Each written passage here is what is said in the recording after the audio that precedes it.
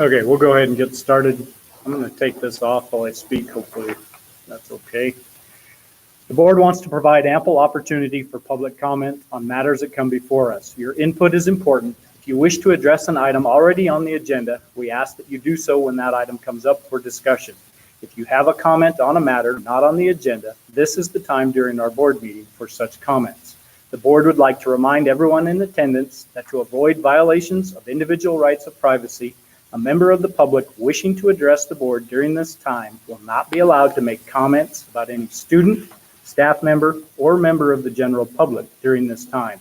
Does anyone wish to speak at this time? Okay.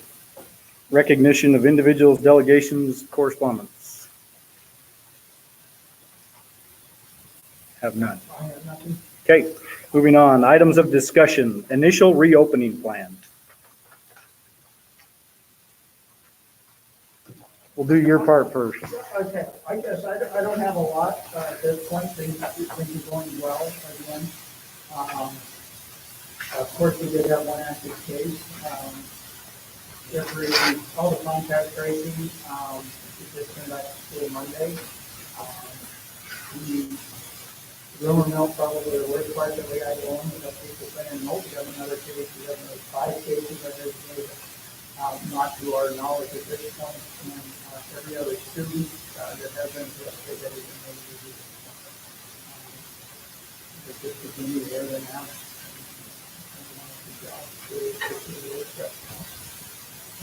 Continue to move forward. Okay. Discussion from remote learning parents. I guess I would just like to add one thing, just a reminder that no specifics to teachers. If I hear any names, I'll ask you to stop. All the comments just need to be very general. And yes. And are you the only one going to speak, or is everybody? I have somebody else speaking, but he is at UNC and on our way here. He's not all around.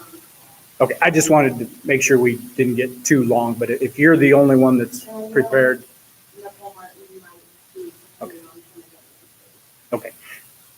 I'll let you have it. I would ask that you state your name just for the record before you begin. My name is Tiffany Mouse. Before I begin, I'd like to thank the board for all their hard work during these confusing times. I know that since I was put on the agenda, times have changed, and we had our first case in the school and have 8 active cases countywide. These questions and concerns are made under the assumption that activities stay open to students and are available to students in the future while remote learning remains an option. I know wholeheartedly that the decisions that were made with the best interest of everyone involved. I would like the board to know that I'm not here to cause division during this stressful time.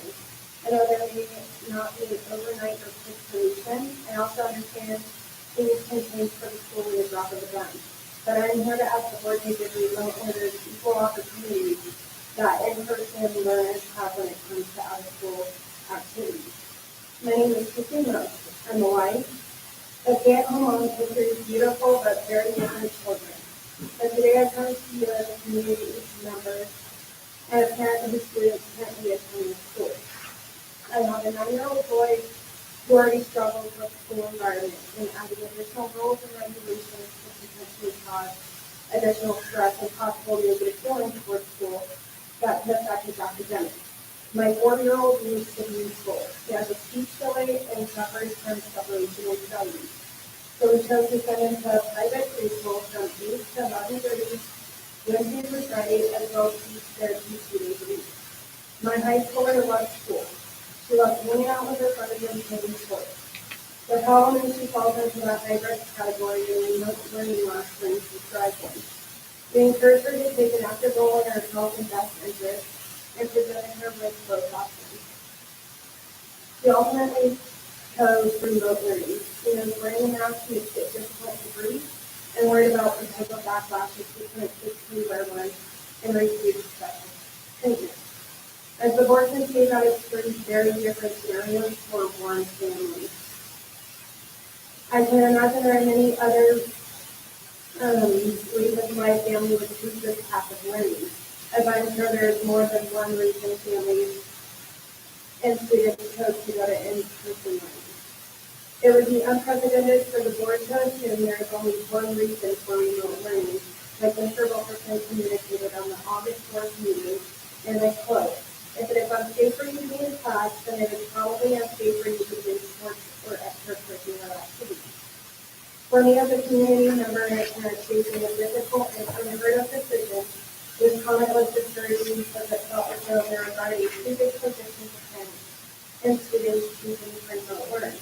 But it reflected on what Jason Noyes' previous comment that, quote, "This is a dynamic situation that continues to evolve. This plan is not set in stone, but provides us a foundation for what education will look like in the days ahead. This plan and all stakeholders involved will need to be flexible in this situation as it continues to change." End quote.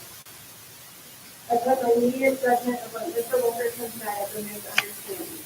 That ultimately the school is taking a position to be flexible, understanding, and compassionate during these unprecedented times.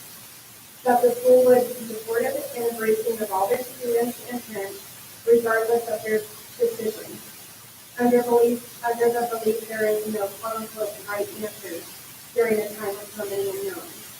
As I'm sure the school also seeks the same support from the community. It is my firm belief that there are several critical ways to navigate the current scenario in harmony. An open and ongoing line of communication, ultimate clarity of issues faced by both staff and families, parents who provide explanations of decisions made, compassion and flexibility for the individual, and unity of perception among staff and administration that can be respectfully relayed to the students and community members. I'm going to make a few statements followed by some questions for the board. Unfortunately, the strict rules and regulations had a negative impact on my students. It disallowed her to participate in a homecoming activity with her fellow freshmen during a class she was already attending. My high schooler attends first period in-person learning at the school. This was a decision and compromise the school and I made together. Staff went as far as telling her in front of other students that she couldn't participate because she wasn't a student, and when I started saying in an email to miss that day in class because they would be doing full-time activities. This to my students felt like a punishment for remote learning. My question is, what were the school's initial reason for completely removing the option of any and all school activities from remote learning?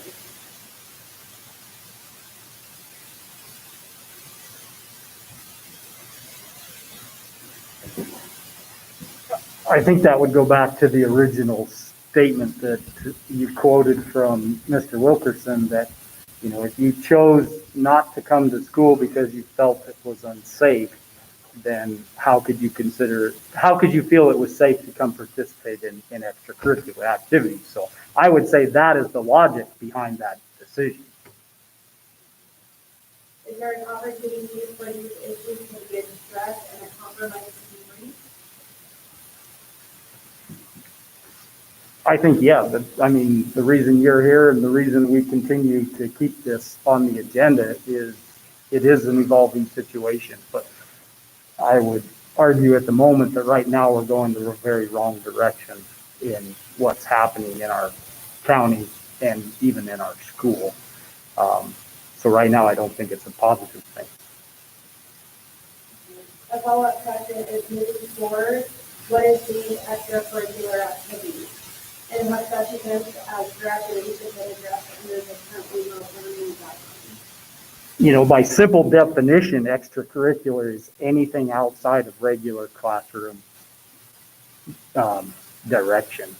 So that does encompass everything besides classroom learning, because it does not involve strictly, you know, MHSA or sporting events. Anything extracurricular would be, like you said, by definition, outside of classroom instruction. If it was not involved, like high school graduation, eighth grade graduation. You know, we had a brief conversation after you and I did, and honestly, things as far as graduation have not really been discussed at this point. In, I think everybody's eyes, we're dreaming and hoping by the time we get to May that maybe this has gone away. But so I don't think there's been any actual discussion as far as things as far out as graduation.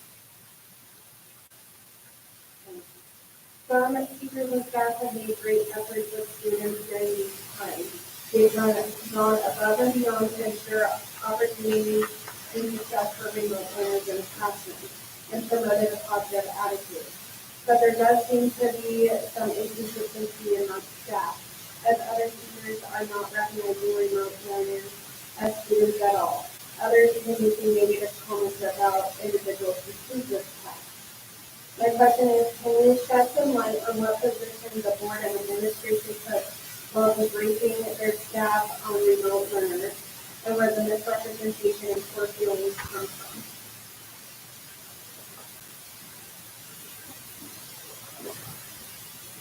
Go ahead, if you have a. I would say we addressed the staff and had several conversations, including an all-staff meeting before we even started with this and what we were going to offer, which is remote learning. We continue to have staff meetings, principals do, and it has been made very clear that all remote learners are still our students and they're still our responsibility. What I would say is if you have a specific instance where you feel that a teacher is not treating your child that way, you need to contact the building administrator so we can address those issues one-on-one with the student. It's hard for us to go into a staff meeting and go, hey, you guys need to do this. When, like you said, a lot of them are actually doing this. So the specific cases, we need to know about those and we need to be informed so we can make specific cases.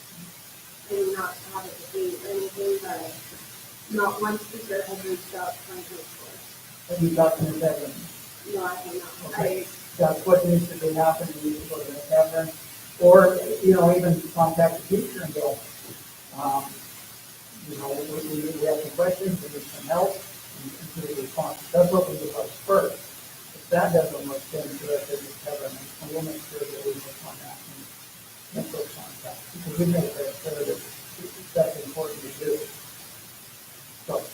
we would have to follow up on that.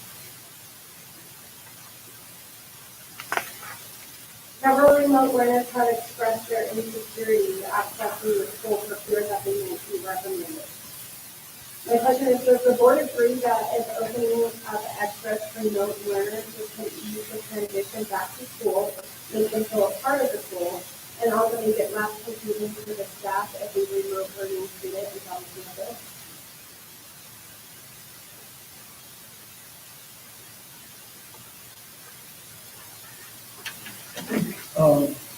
One of the thoughts that came up, and I wasn't in all the meetings of the planning meeting for the reopening of the school, but I know one of the thoughts was trying to prevent students from going back and forth. I mean, it'd be really confusing if they're in one activity and then they're out and then they're in another one and out.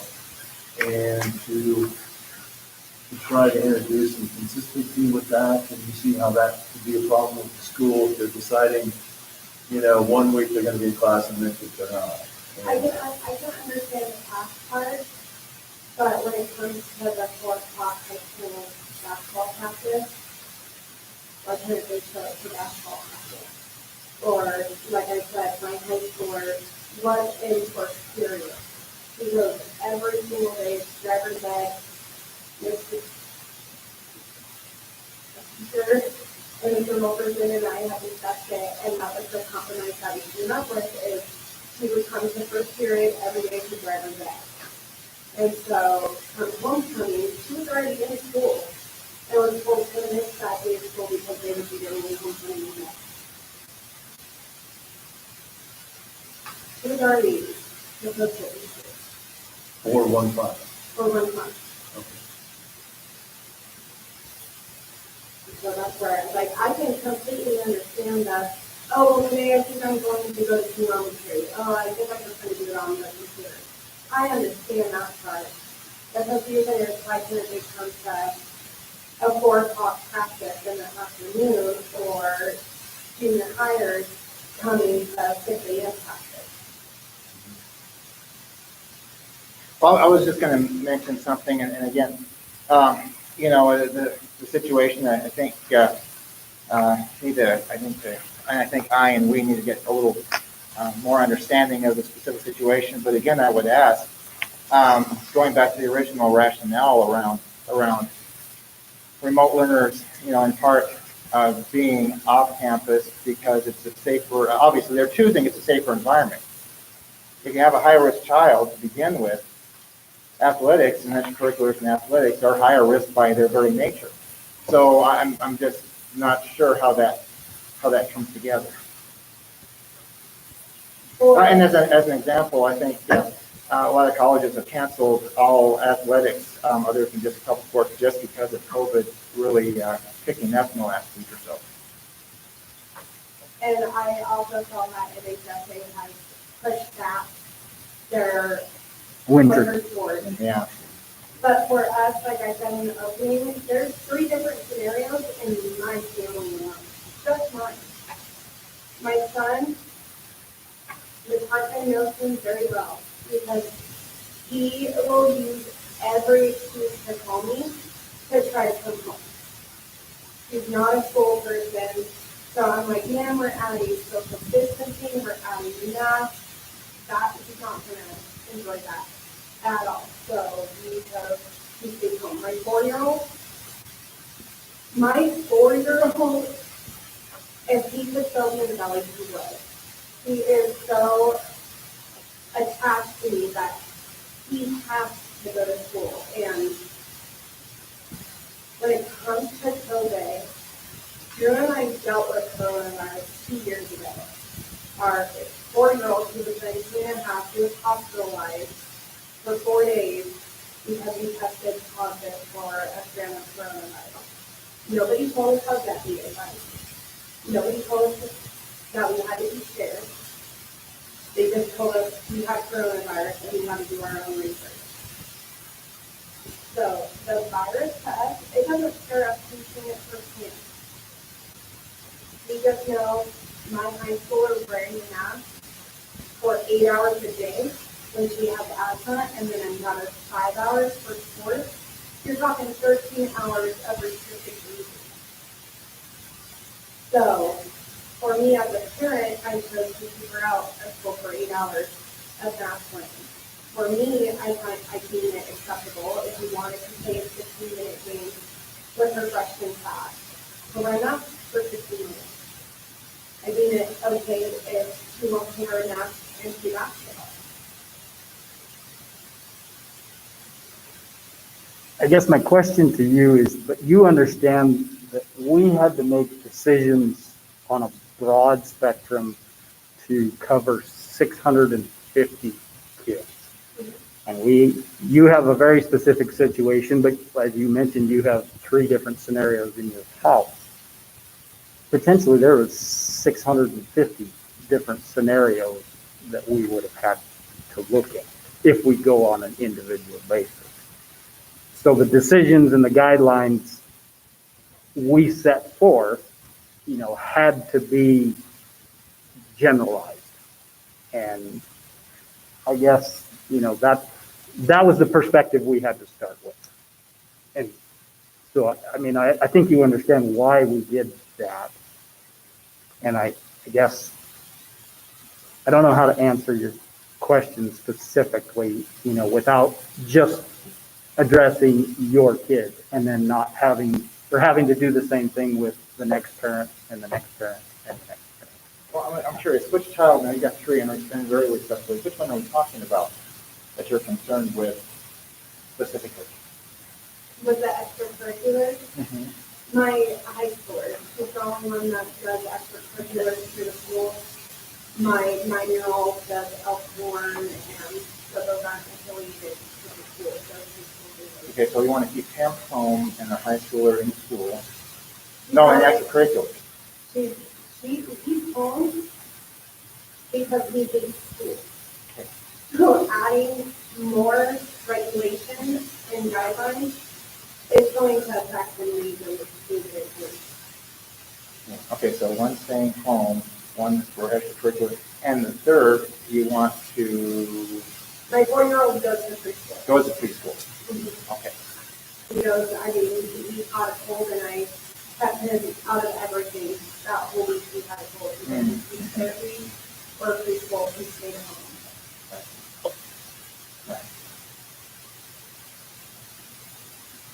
Let me ask you a question about your daughter. You said she finds it too restrictive to breathing to wear a mask during school.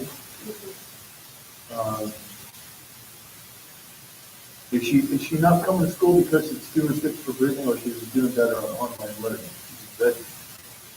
You said that earlier, that she liked the online learning better. She would have done, she just thrived in remote learning. All of the teachers in the spring, I know you guys got a lot of slack for the spring, but my kids thrived in it. They absolutely loved it. Now, did she get everything done on time? Absolutely not. But her grades went up. She enjoyed it. And so she's home because the remote learning was an option that she didn't have to wear the mask. Because I think it was a week before you guys had your meeting and the guidelines came out, we went and had her 6-month asthma checkup, and the excessive lungs are only functioning at 74%.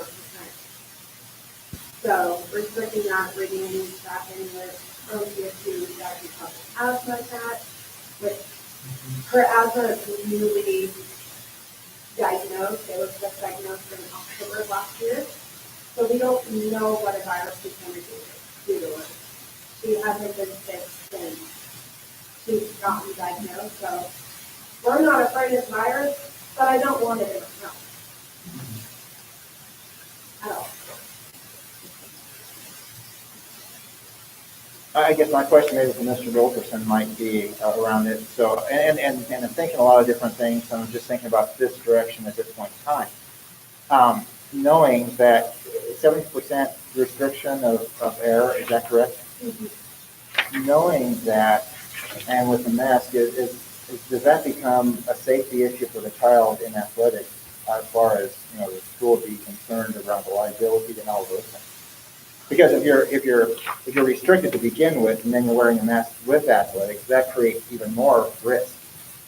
So it just feels to me it's something I'd want my own child to stay away from. Does that create a liability issue, or because we know there's conditions.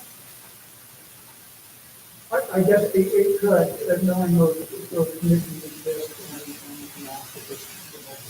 and we've also offered other options because it's a map, the big field, so we have probably, I don't know, third of our students that probably wear the big shield is most of them. For athletics. For every day? For every day. And in practice. Well, they're not required to wear them if they're on the floor and Not exerting physical activity. The kids on the bench have to They wear have them. to wear them. Okay. But if Okay. they're exerting physical activity, they're allowed. Okay. Okay, yeah, thank you. Thank you. Okay. I'm just thinking about how that all comes together. That would be, yeah. Yeah, no, if she had to wear a mask while she was running, I would say absolutely not. I'm sorry. You can't do it. If the school continues to stance on remote learners and activities, is the school going to research other ways to help remote learners go and research?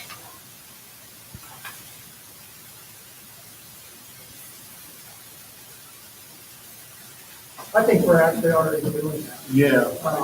We're actually coming up with ideas on how to involve kids. I know people actually doing a pretty good job of having story time and having remote learning actually go on in the morning with them, with the whole class, we do the whole thing with them, with the class. So it's something, this is all so new to us that we're kind of investing in how we go. So I would say, yes, we continue to try to improve on that and do the best we can. And when people talk to us and say, well, this is moving around, and this is, those help us so recognize where we have to do something. So, yes, we are working on that.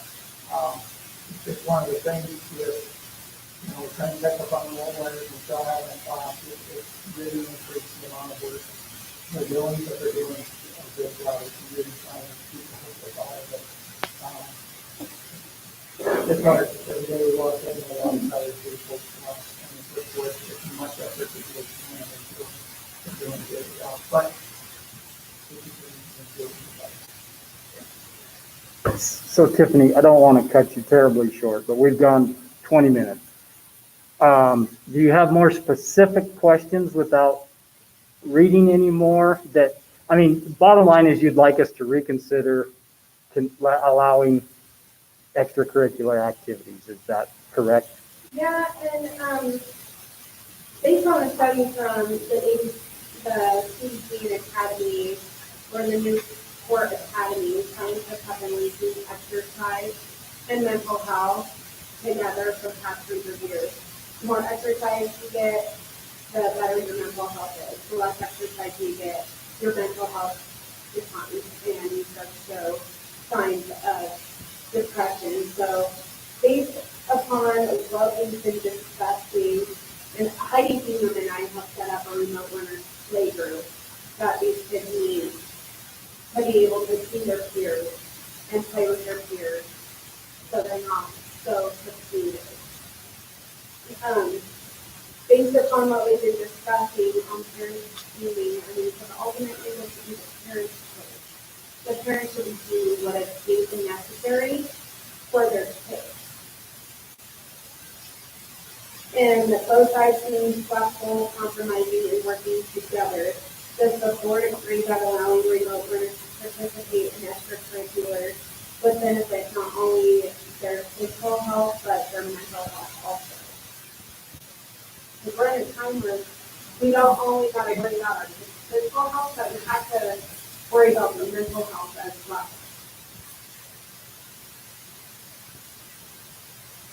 I guess I personally, I don't feel that the school would necessarily be responsible in your kid not being able to do physical activity. You know, there again, that would come back, you know, on us as parents, even us as individuals. You know, we can't say that because we didn't allow the kids to come to school and participate in sports, that they had no opportunity for physical activity. Because I don't think that's fair to put that on the school. That was the only opportunity any child had for physical activity. So I don't feel that responsibility can be bore by us completely. I mean, remote learners, homeschoolers, you know, regardless, each individual has an opportunity for physical activity outside of the school.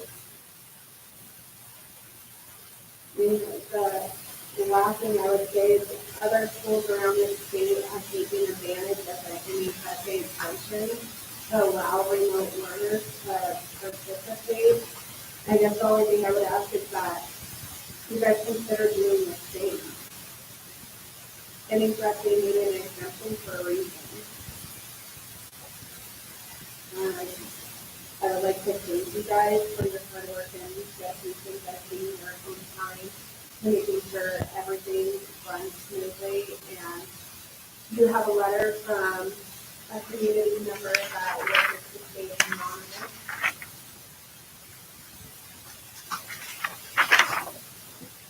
I will go ahead and read that out loud. Does anybody have any other questions or comments for Tiffany before I do that? No, I wanted to mention a couple things, or ask a couple things at the very least. I think we need to review the exemption. When was that exemption put in the policy? I was curious. Just shortly before fall sports, I believe. Okay, so very last of August probably, or I think sometime so. mid-August. Okay, at that point, okay. So I'd like to review the policy. Now for all athletes, so we're using for the remote learning program, Acellus. And for Acellus is the typical grade checking structure, the same for Acellus as it would be for on-site learning? No, it's not. So does that mean, how does that roll with MHSA? Well, what we looked at, from midterms, what we did was, Stella said we should have so many lessons. They do give a percentage rate. Okay. The problem we have is a student does one lesson and they have a 95%, some semester or quarter, and midterm, they probably shouldn't have 95%. Right. They've only done one lesson and they should have done 10 lessons. So basically, we did a little math and said, well, if they only did 10% of the lessons and they have 95, then we would have 10% of that grade. Just to give a benchmark. Now, if they've done all 10 lessons and then 95, so we have some eligibility things that we have to look at. No, but how many times go is a grade based on where they should be, because we have students that have done 60 lessons, that's a good point, students that have done 50. But there was nothing structured initially. No. There's no forethought with that. Around the structure, around how much should be done at any given point in time. Not initially, because we're on the direct control. So we have monitoring the progress. And you're talking about the goals in the program, right? The program actually sets goals. The program does, but you have to complete the program to actually achieve the goal. If they've only completed 10% of 100%, it's like your point. But we never set any standards around, okay, so many lessons were to be completed, 50% of the goal by a 9-week period, 100% of the semester. It does it for you. That's what I'm saying. The program does it for you. Right. Right, but what you just said though, is that some have completed 6%, some, or 60, some 4, for accreditation, not accreditation, but for eligibility. How do you determine for grading? How do you determine 4 versus 60? I'm just a little ununderstanding around how that's going to work. In the end, it may work out to be the same. I get that. But at any different point in time. I can tell you if they're on the programs every day, like my children are, they are first thing in the morning, they get up, they get their work done. If you're on the program every day, you could be on task.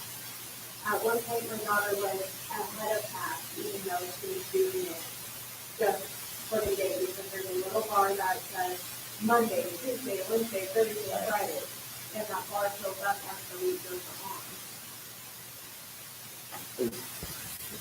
There's an exception to that. My son was still in the class, and it kept holding him back, and he did not know it, so he was clear behind, and he did not figure out the teacher's what he language on it. Because he's struggling to keeping him on that lesson, so he wasn't able to do it. So And I'm sorry, I was gonna say, that's definitely accurate, that's something, that's kind of a, I wouldn't call it a glitch, but something we just realized. We were looking at, wow, why is this kid, you know, and then it's one of those programs that you don't do well, will send you back. And so, being brand new all the way around, we found some kids that, wow, the grades don't seem to add up right. So, there is some, I guess, some difficult things to figure with it. It is fairly accurate, and for the most part, you're right, if you're working each day, you'll have a pretty accurate reflection of what your grade is. There are some where I wouldn't say necessarily the grade is that low. I'd say if yours or grade was that low, then is that Well, kind the of. grade was really bad, it was just that it wasn't having certain buttons. Right. Right. So it kept keeping on it, but it wasn't telling us. Well, what they tend to do is the point scores, the point averages, or the point totals, I guess maybe I should say, if based on what's been completed, not what is to be completed. I see that the same thing a lot of elements.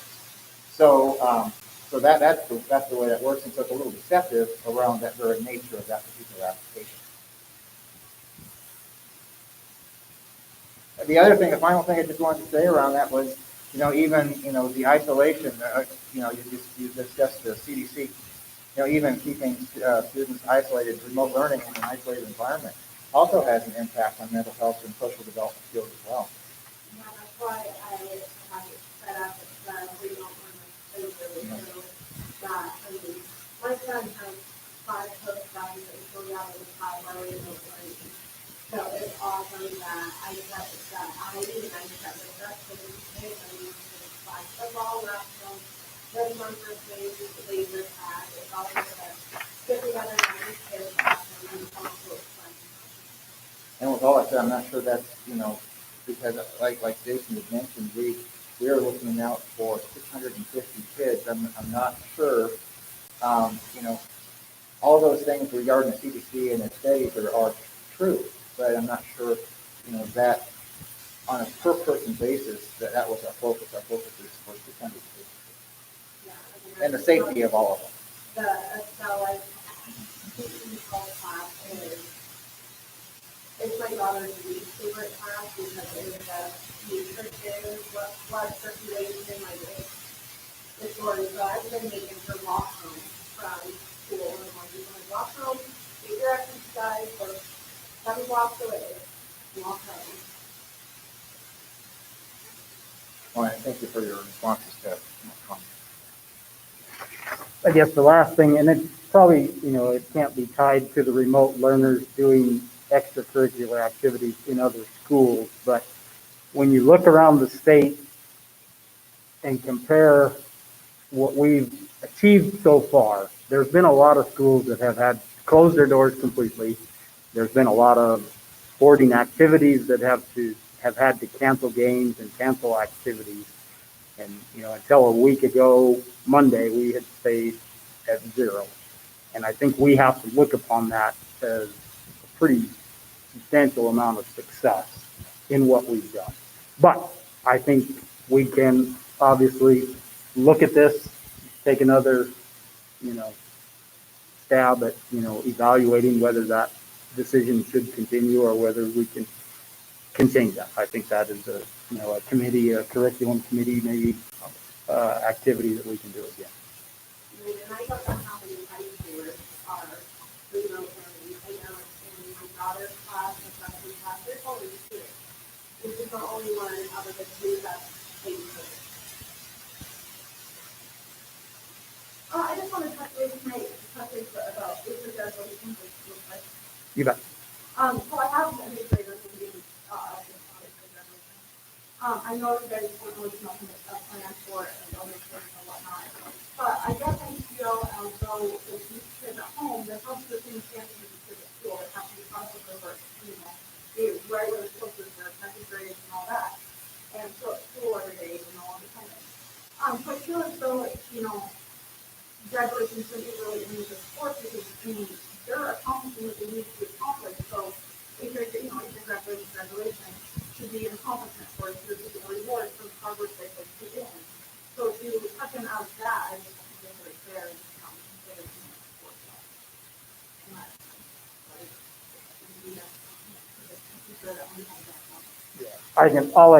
That's a decision everybody as a group has to make. But if I look back to what we were able to accomplish, last spring with high school graduation, I think we learned a lot from that. And I think there's a lot of options that we can consider. So. Yeah, and I would add that going back to kind of circling back a little bit, extracurriculars are another issue. But one of those initial questions was, that was asked, is a remote learner a Townsend student? If so, to me, and I haven't spoken to anybody or anything, okay, I'm just simply thinking out loud, that it does, to me, that remote learner, because, we're receiving A and B, and we're providing support, and we're paying for that SLS learning environment. But they, to me, are accounting students, and participation in 8th grade or high school graduation, to me, at this point, is face value without a discussion further. That participation seems to make sense to me. But we are a long ways down the road. Okay, I'm going to go ahead and read this other letter so that we get it noted. Letter to the board from a registered nurse and community member on the front lines during the COVID pandemic. I am writing this letter to respectfully request that the school district and its administrators reconsider the decision to disallow using the distant learning module from participating in all extracurricular activities provided through the school. While I understand this decision was initially made with the best intentions of keeping everyone safe, I do believe that the adaptability to change must be considered when assessing the mental health of these students as well. As a registered nurse and community member within Broadwater County, I have been keeping close tabs on our virus numbers. At this point, we have not had a significant spike in COVID with the initiation of full-time instruction. Indeed, as I write this letter, the county has no active cases.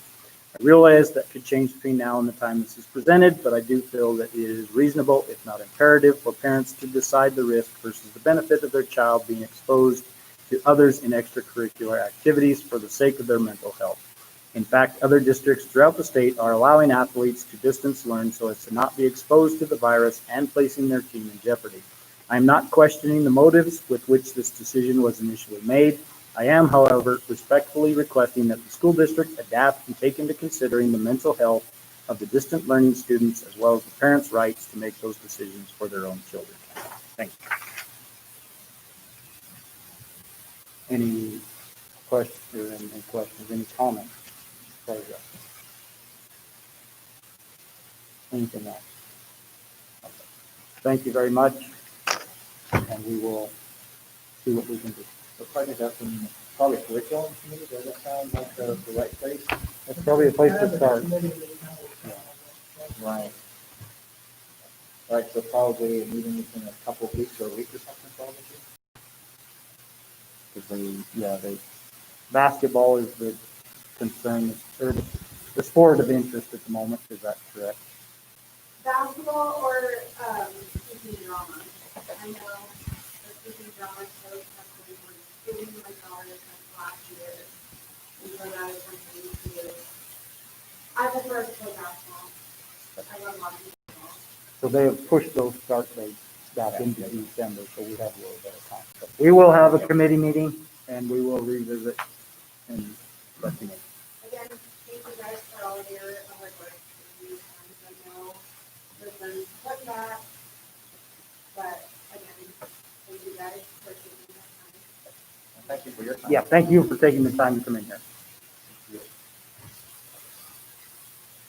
Okay, moving on. Elementary building project update. You're all fogged up.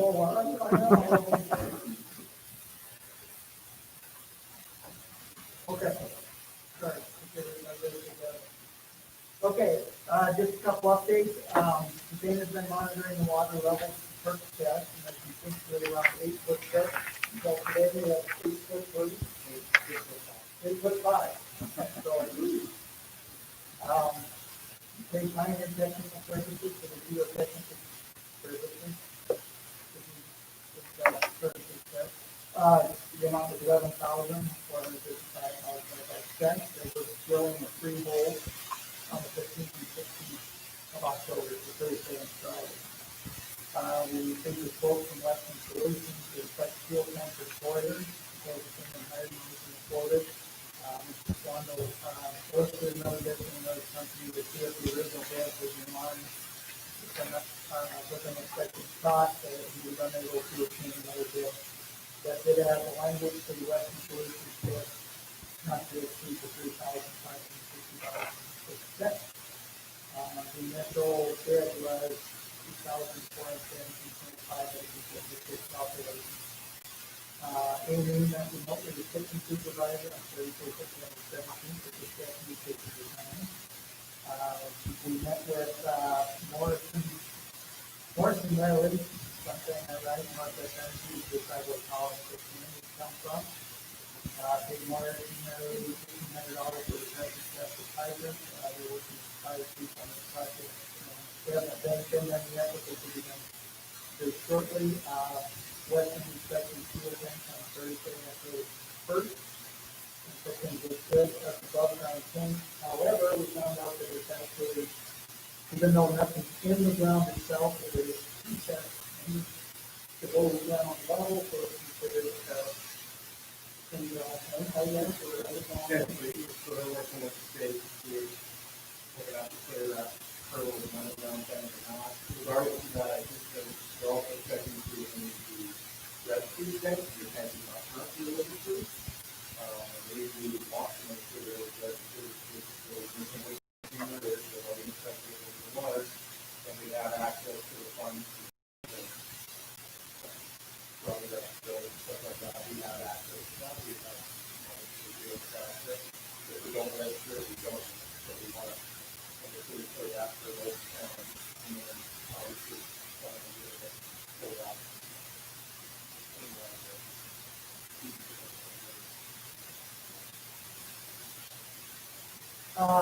And then Northern Industrial ID, well, we will be, we already have inspected, the, elementary for asbestos. Our second complete, and I don't know if it's sure or not, but we talked about it, $7,185, we actually did the services,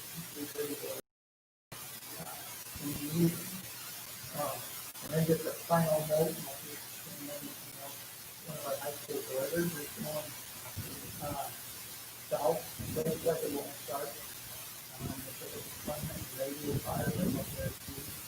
Lights down on that boiler, so it's about 10, 15 years, and it's not 19. 15 to 20 years.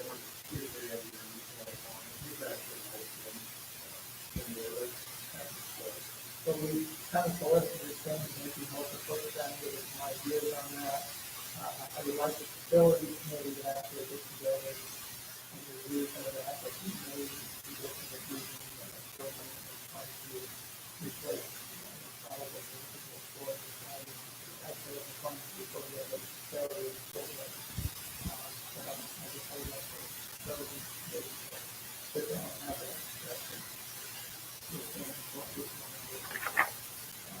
Because we could put it in legislation that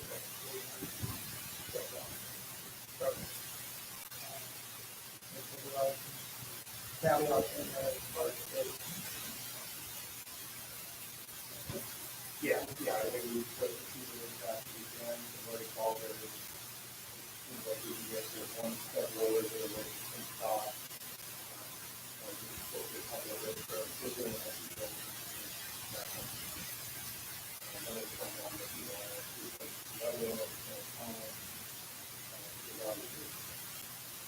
If that had been the large.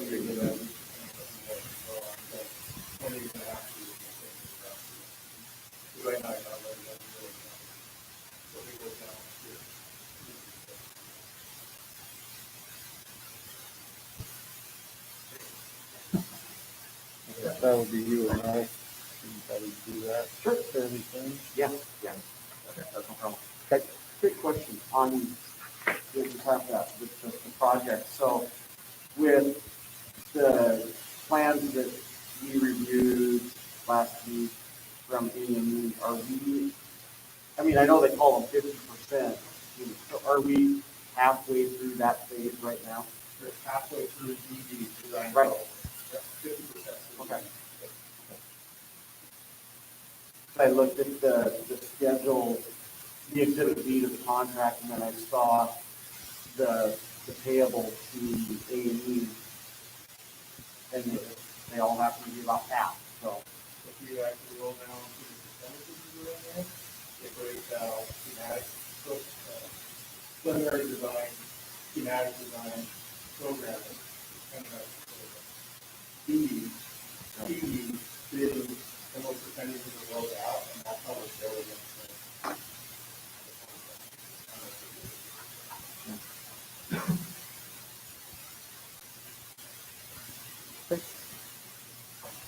That's all I have on my list. Okay, can I share something really quick? I just want to clarify something about the building project. You know, I emailed and just we had just thought about, and then my concern being, and in the elementary entryway will be where it is. Now, why am I was concerned about that?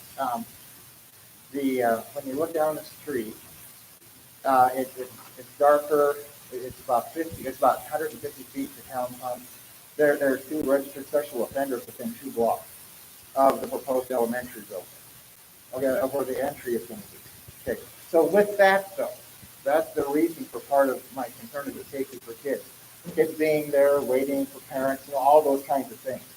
So I know that their entry is where it is. So I just want to make sure I clarify that we advocate for as much lighting, as much safety, as much monitoring, and other safety procedures as possible, given the risk of the area, I believe.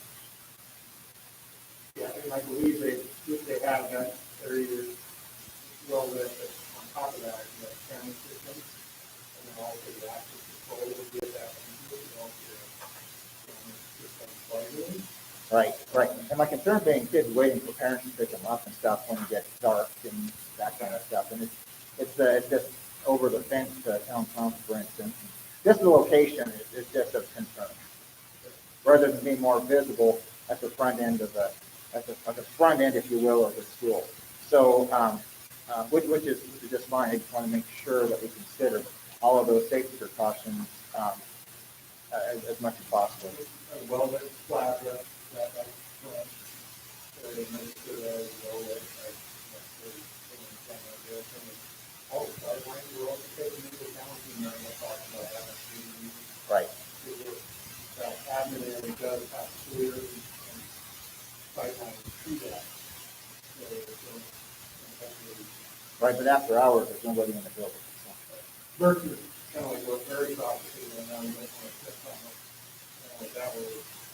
If you're versus blind. Right. House, and then there's concrete, that's changed a lot. Yeah. Oh, granted. So those are my concerns, and I wanted to clarify that those are that's those concerns were around. You bring up a really good point, I think, that is something that we haven't really discussed. I'm sure it's in their plan, but, you know, in our current structure, high school included, I think exterior lighting is something that's woefully inadequate. If you've ever been up there after dark walking between buildings or places, you know, I think that's a good point to bring up that I hadn't really considered. Well, I don't feel really greatly safe with the playground area as it is, but there is a chain link fence there, you know, as it is, and so it is dark. You're right, it's dark out there. Yeah, even just, I think a lot of our. You mean where it is going now. Where it is now. Back parking lot, places like that. Yeah, yeah. And now you've got the entrance. Probably, Yeah. and I'm sure a lot of that will improve. Yeah, and there'll be a lot more traffic and a lot more people being there, and I get that, and it'll sort itself out, but I just want to ensure that we consider that from the start. Yeah, that's a very good point, and we do consider the city right now, with light, wall packing, especially when you go over into the playground area. But that's something we do within 2 weeks, which I'd like to consider a meeting with the practice, put together, through design development of, what we understand what we first in security aspects, like delivering on of what we're designing into the project, and make sure that that meets what we're expecting. Yeah, that'd be great. Yeah. So that was, we're kind of at that point, 50% EV, we're starting to really start firming up what the building's going to look like. It's time to have that. Access control is another issue, one of the things discussing how your security protocol, you like to go, depending on how we set up the building. And which ones we're going to actually do an 8-point type plug-in system, which ones are going to call it a system. Right. And it's different, every school that we've done, even within some of them within the same district, even though we're out of district on one of them, this is a little bit different. That would have been that's different. But every school district is different on their level. I've never seen one thing, kind of like what you guys stressed that earlier on, how we budgeted it. Kind of big. Not prison, but not a. Yeah, we're not open access, so to speak. Right. But that's one of the things that we need to build out on. We need to build that, the lighting will be one of those, to make sure that that's going to be the wall path, door down, all that should be situated. Yeah, James suggested we might have a board meeting, we talk specifically about the training that he said, one of the security guys for the story. He said, that's expensive, but it might be a little story. I can look at it and hire somebody to be there, I'll figure out. We can't do it. Well, that's really not right now. Very expensive security systems that actually have to get that on. So I want to make sure that we're sitting down and using the expectations, which I thought I had pretty good handle on where we were questioning. But just to make sure there's nothing. And you know, at the same time, we want to go through, again, the wall path, the lighting, review the access to the building, how we're going to go between, one of the things I thought was really not, is one of the things between next band connector to the high school, all of a sudden now it's pulling in high school and middle school, just to make sure that you guys have a firm grasp on how you want that. So with this type of things that we have to throw in how well we don't want to do that stuff.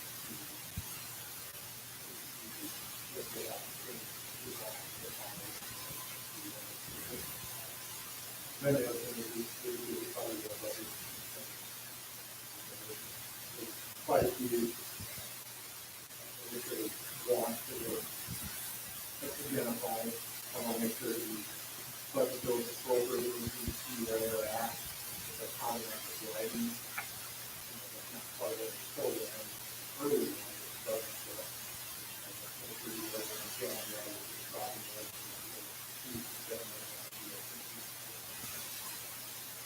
All right, thank you. And I guess we had that discussion last week about the alternative energy too. I don't know if we can group that all into one meeting. We're already designing these projects that are all our structural capabilities will be accommodated to the needs that the solar project is easy to apply solar project. I think we want to incorporate that into this. We've got plenty of work to do right now. That's something that should be added as long as we get that into account.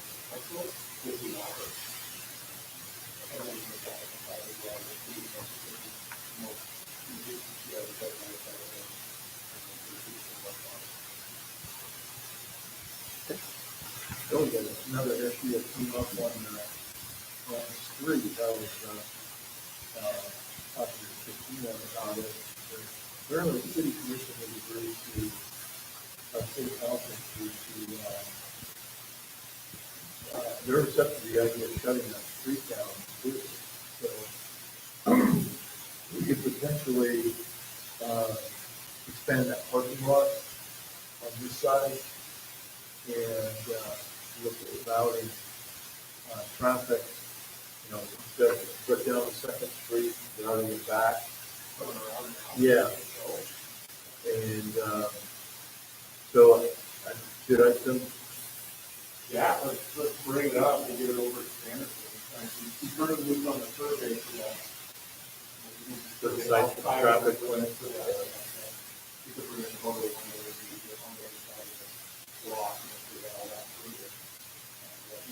Now it's time to bring something up. Yeah, we definitely need some parking there. Yeah. Yeah. Even though we're gonna go to one way, it's still I agree with that.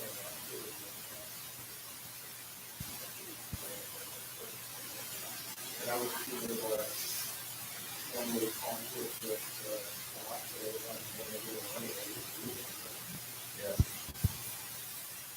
yeah, definitely. Federal regulation.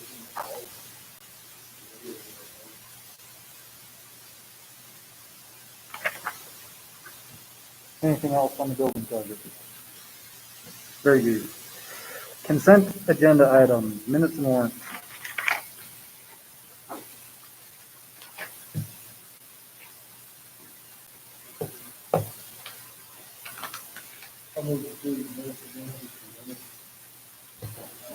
It's been moved and seconded to approve the minutes and warrants as presented.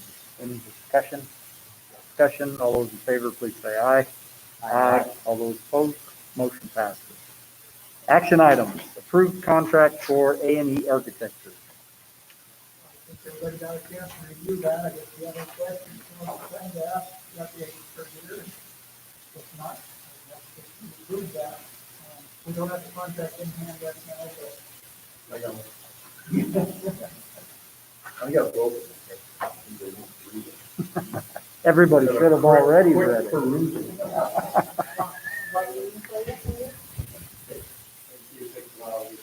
Yeah, it wasn't too bad. I mean, I just followed through, especially with the changes. Everything else I kind of just, is boilerplate, I kind of disregarded just where the changes were, and then the actual contract would start spelling out fees and associated costs and things like that. That's actually pretty standard. I mean, it's really consistent with the state boilerplate contract law. Well, we started breaking out, when we started looking at schematics, development, and that stuff, and how that breaks out. Yeah, once in a while, that changes a little bit, depending on what type of project it is. Is there a motion? I move to approve the contract with A&E as presented. It's been moved and seconded to approve the contract with A&E Architects as presented. Any further discussion? All those in favor, please say aye. Aye. All those opposed, motion passes. Thank you, Mr. Schwandel. Rick?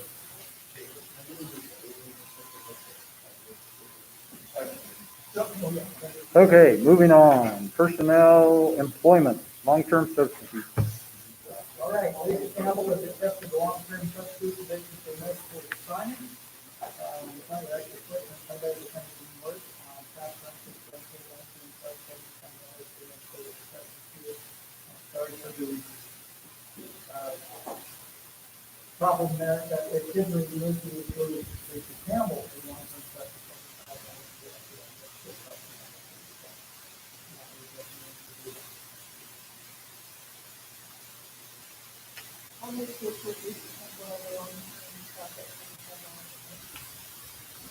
Been moved and seconded to approve Lisa Campbell as long-term substitute at $75 per day. Any discussion? Discussion? All those in favor, please say aye. Aye. All those opposed? Motion passes.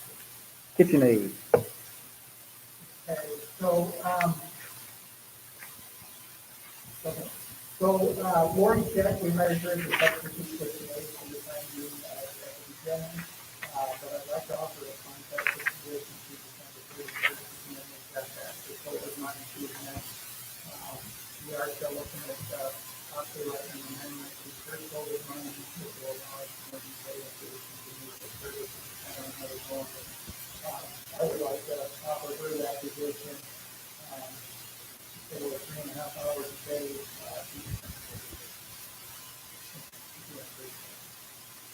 she's actually worked for the facility.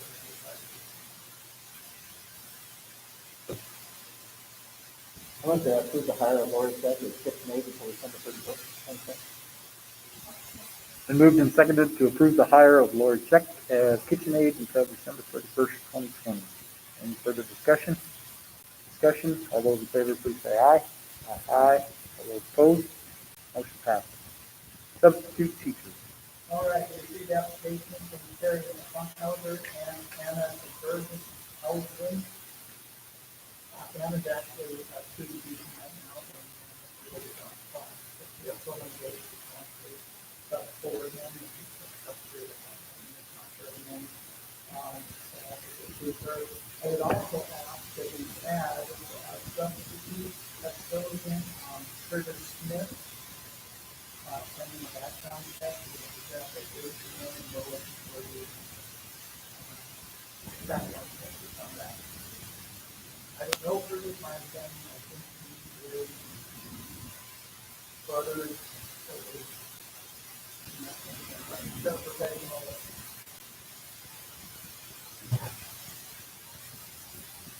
High school professional. Yeah, doesn't know if he's brother. It's my understanding, but no, I didn't actually. You told me that. So he put into the custodial position, and then he did the substitute.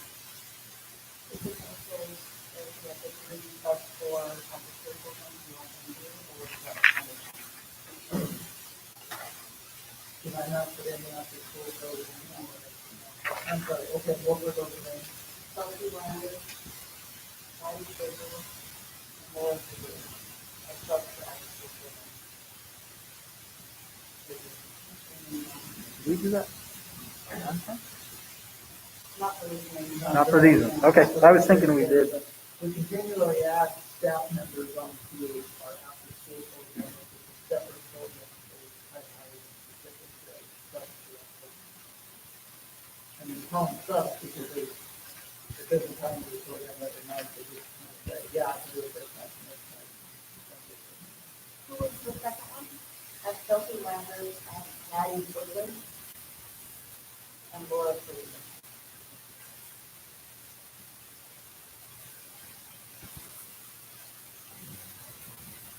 They're all Wilson names. Have they all been Wilson? I don't think so. They're all kind of, We're really recruiting the world Colorado Valley. they'll be the paraprofessional and Abby's our special treatment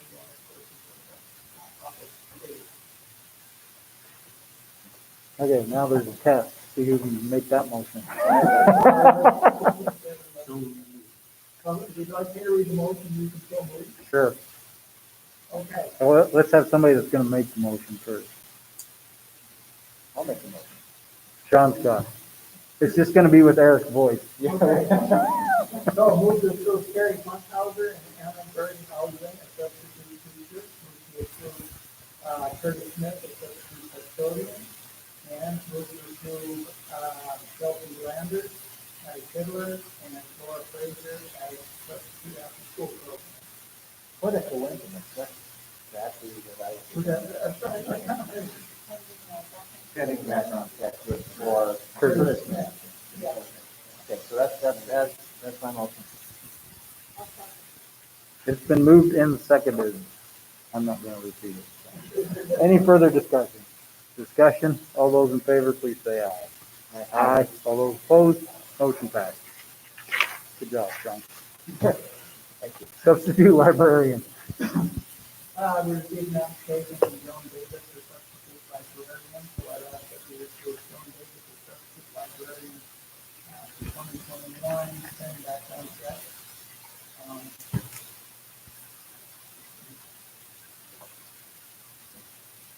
I recommend that. I'll make this recommendation for the substitute librarian for 2021. Been moved and seconded to approve Joan Davis as substitute librarian for 2020, 2021, pending background check. Any further discussion? Discussion, all those in favor, please say aye. Aye. All those opposed, motion passed. Radio announcers. We would need to hire some radio announcers, in Townsend, to my social media. Pretty important right now since we're going to be another official voter game. So I would have to do approve, Michelle Riley and Randy Moldenhauer, radio announcers for 2021. Mr. Chairman, I move that we approve the Colorado Government Moldenhauer as radio announcers for the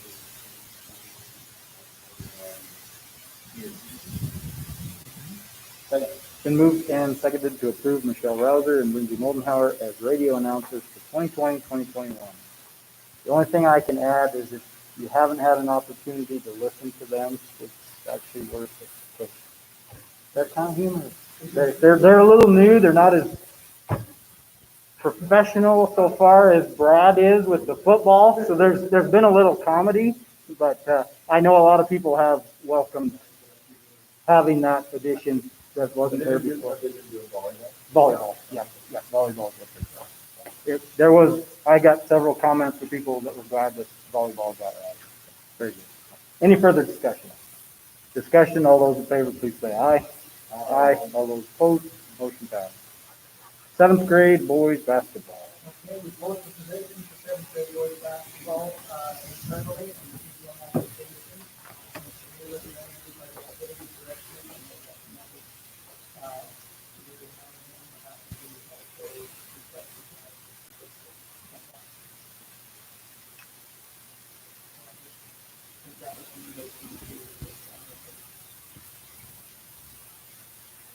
I'll move to approve the hire of Joan Davis as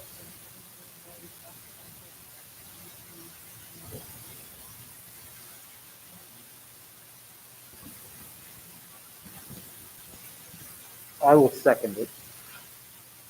It's been moved and seconded to approve the hire of Dan Hazlett as 7th grade boys basketball coach for 2020, 2021. Is there any discussion? Discussion? All those in favor, please say aye. Aye. All those opposed? Motion passes. Salary increase recommendation. Okay, we hired Loretta Silky last year as an interpreter. However, we negotiated everything last year, and the administrator, kind of fits under this non category. You're a bit under classified and not quite certified, even though it's certified as an interpreter.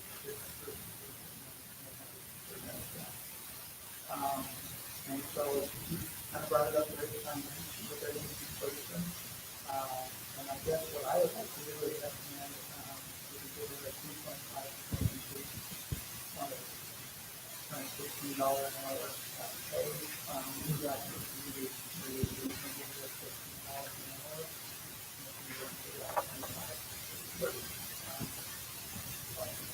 Got a pretty good deal. I'm really with her. I'm going to approve the increase of pay for Linda Selkie from 15 to 15.38 per hour retroactively to 2020, 2021 school year. Been moved and seconded to approve the increase of pay for Lorinda Silky from $15 an hour to $15.38 cents per hour retroactively for the 2020, 2021 school year. Any discussion? Discussion? All those in favor, please say aye. Aye. All those opposed, motion passes. Policy review, policy 33 Mr. Chairman, we need to, table this until the next, till the November 4th. We had our committee scheduled to meet last Monday, and we had an emergency come up. So we weren't able to hold that meeting. We also got some additional information from legal counsel an hour before the meeting, which we didn't have, I didn't have enough to discuss prior to the committee. So we have the information that we need. We discussed a direction which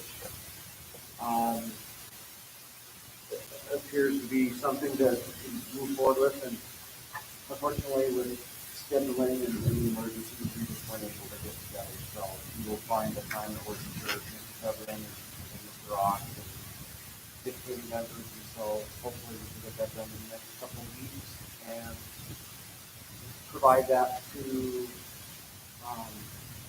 full board for feedback prior to I think we just technically defer it, just defer it. Okay. Yeah, just set that, whenever you guys want to get that meeting, you guys can pick out some times and we'll see what we can do. So we've got everything from Culver though. We did. We've got some proposed testing guidelines. We've got some examples from some other Montana schools who are kind of situated the same as we are in terms of class size and you know, class B schools. Some of the similar demographics and those kinds of things. And we've got some input from legal counsel, and she would be willing to sit on a Zoom call. We'd be able to give her a little bit of advance time. Okay, great, thank you. Okay, we'll move on to policy 3125, education of homeless children. This would be the second reading.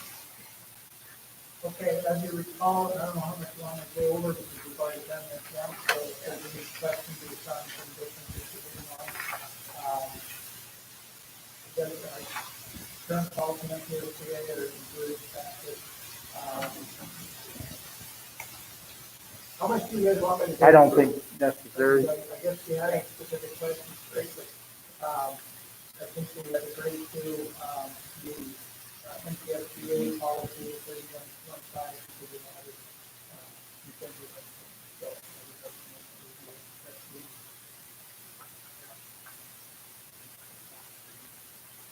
Mr. Chairman, I move that we approve the model policy 3125 on second reading.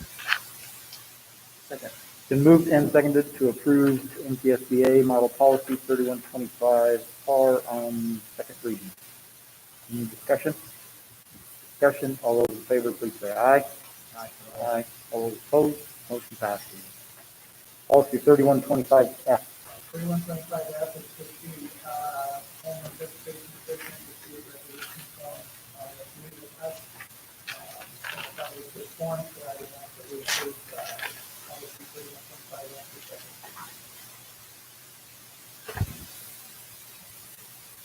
Mr. Chairman, similarly to 3125 R, things that we approved, the committee of the home education system to see resolution form on second reading.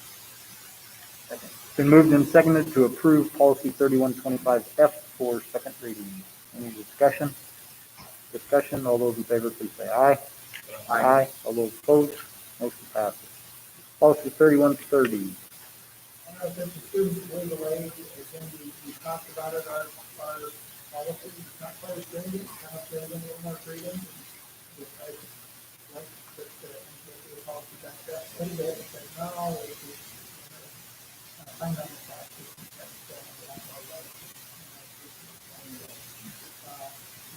I would have to do the NCSA policy 3130.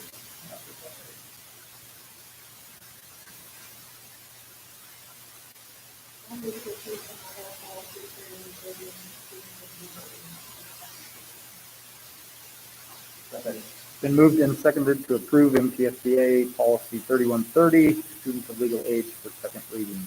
Any discussion? Discussion, all those in favor, please say aye. Aye. All those opposed, motion passed. Policy 3145, foreign exchange students. I'm gonna do the best I can on this, so please bear with me. Basically, the board has four options on the foreign exchange student policy. Our policy is very similar to the first policy, offered by NCSBA. I think the only big difference is our policy helps a non-immigrant student as opposed to foreign exchange students. If that was because you can visit, you can't stay.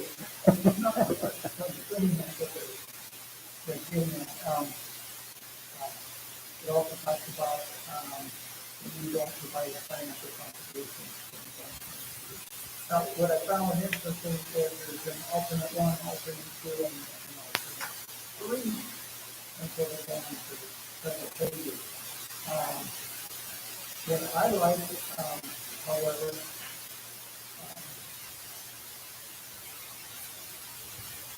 is, I do like the knowledge policy.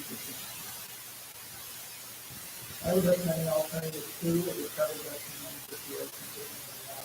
It's pretty kind of similar to the second alternate, but for the entitlement, so I like the second alternate because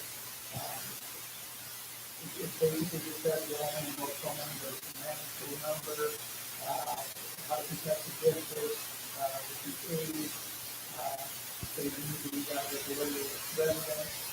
That's about the academic standards, graduation, they will not graduate from a school, and basically do a certificate from the school that they can have to apply.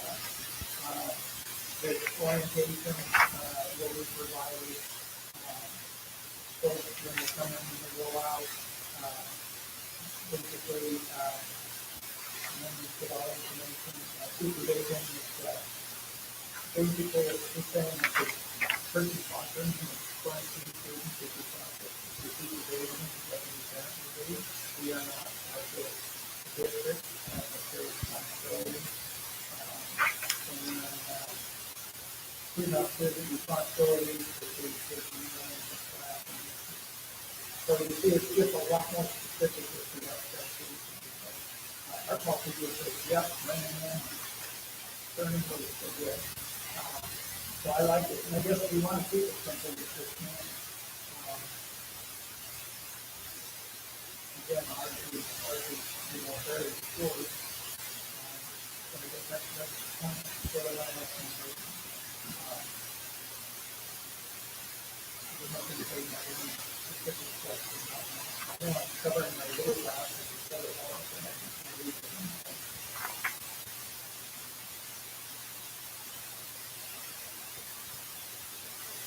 When was the last foreign exchange student we had here?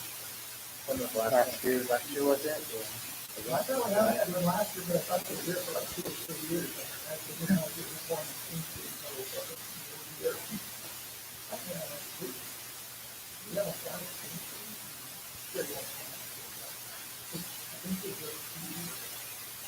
I was just curious if You get one or two every year. When I was a kid, my family hosted it for a German kid as well, as foreign exchange student. And I guess my question being around for that student, does this policy meet the needs of that student and the needs of the district at the same time? I would say it does, because it's an opportunity for the other to also if you can manage it, and I know our district can manage it. It's protected, to probably receive, that a whole family going to the front door, and the person who is sponsoring it will have to do it. Part of it, every organization is recognized, like players, that feel that they want to point and program. They have to certify them. They have to have a sponsor that is close to us that can come understand that. you know, I wanted to see for the rest of the leadership, really the third thing. Stay with us for the rest of the year, but we have more to look out, and we kind of down back to the capital. Seems to be a big city, you know, hopefully, that's not hard work. Is that why you want to go to the,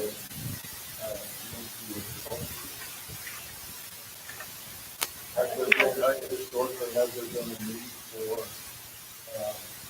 eliminating all these other things in there? No, I don't think there has been, to tell you the truth. I would think that if some of these come up and we've got something to tell about, you know, they talk about student fees. We don't want to go to police if they're students responsible for those. You know, not only the whole family, but there's something more, discipline, but they have to, it's just kind of, they have to do everything. We have to do it, or you can, it's not another thing. When they come to school, do they sign a student handbook, I mean, like a normal student, I mean, Yeah. So I would go in your direction, like I said, we haven't had that many issues, I would make you start that thing with advertising. It's very close for it. I guess I think, you know, a little bit. And I'm not being fussy, but our own school district is sponsoring a foreign student exchange organization. Should there be, but there needs to be an organization that's an official sponsor. Maybe you have a family that comes to brings a kid in from Germany or something. And I'm going to just take in there that they have to be to a recognized organization. Under supervision, line 19 on the second page. And here, I think it's Rotary. There's, I don't know if any other organization who.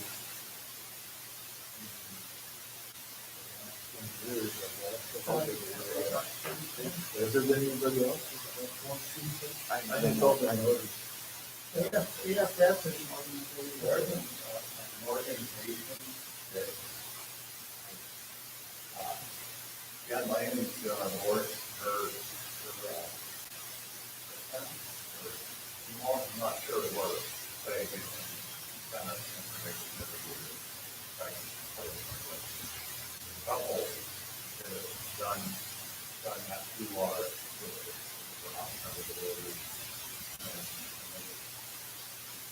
interesting, yeah, it's an interesting thing. It's quite. American Film Service is the one that I know Terry the other one that I had, she actually works at the one. We had, and actually, I think that's who Terry first.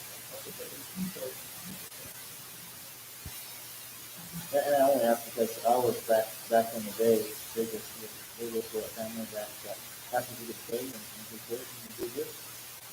Without any organization to sponsor. Oh, No sponsor. Hang out. Oh yeah, yeah, he went to school and he hung out too. Yeah, yeah. 1 year in Victor, we had a kid from Germany.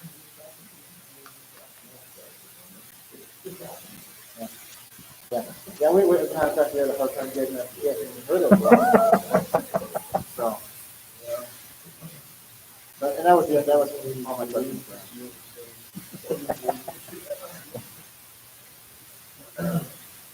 And this is on first reading, I think. Is that right? Yeah. Okay, I move to approve policy 3145 for an exchange student. Students alternate two. That's one we want. That's one we will. Yes, sir. Okay, alternate two. On first reading. Second. Been moved and seconded to approve MTSBA Model Policy 3145 for an exchange student alternate 2 for first reading. Any discussion? Discussion? All those in favor, please say aye. Aye. Aye. All those opposed, motion passes. Policy 3200, students' rights and responsibilities. All right, although the wording is a little different, both of the district policy and the policy for the seven, I recommend to approve our current policy as reviewed. And I've got it highlighted, the district recognizes fully that we don't count that, we just allow students and federal district respect, never exclude, and then basically, just a little bit of so I think this is easier.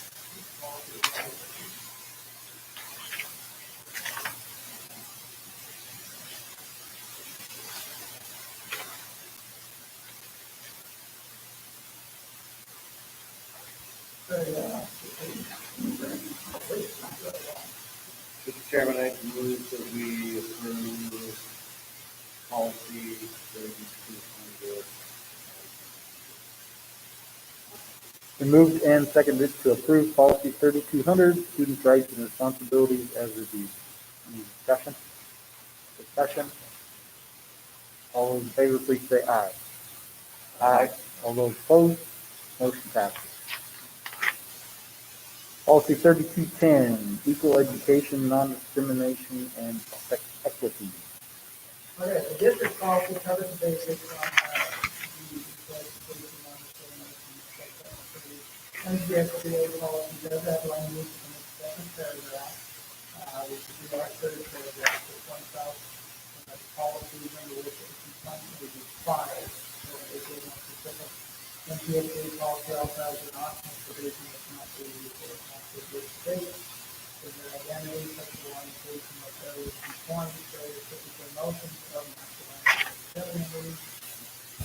I'm not sure this is necessary. I believe that the board has of all discrimination and violation of state and federal law. Discrimination is discrimination. That's none of this. I would recommend adoption of the NCSBA policy 3210, equal education, non-discrimination, sexually, for first reading without the additional optional provision.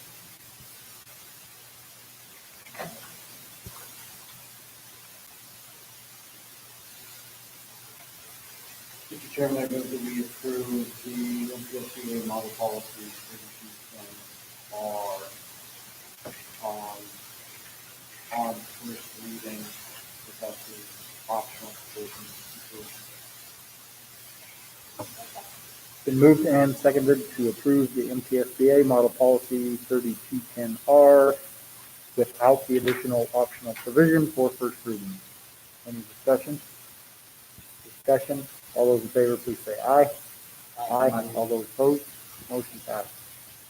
Policy 3221, student publication. Right, both our policies and NCSBA policies are the same. Pretty straightforward with the publication, they have to be, materials need to be appropriate, and, that's what the caption is, so, all women folks, can't have, nicotine or alcohol or, religion, gender, etc. So, that's that one thing.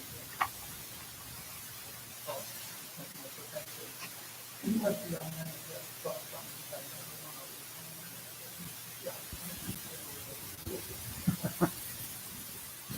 Okay. Mr. Wilkerson, do we have any student publications that we will apply to this year? Not particularly, unless it's posters. I guess if you do very home cooking, but as far as publications, no. So this is just a backup that study group came up with. But it's not that I'm aware of.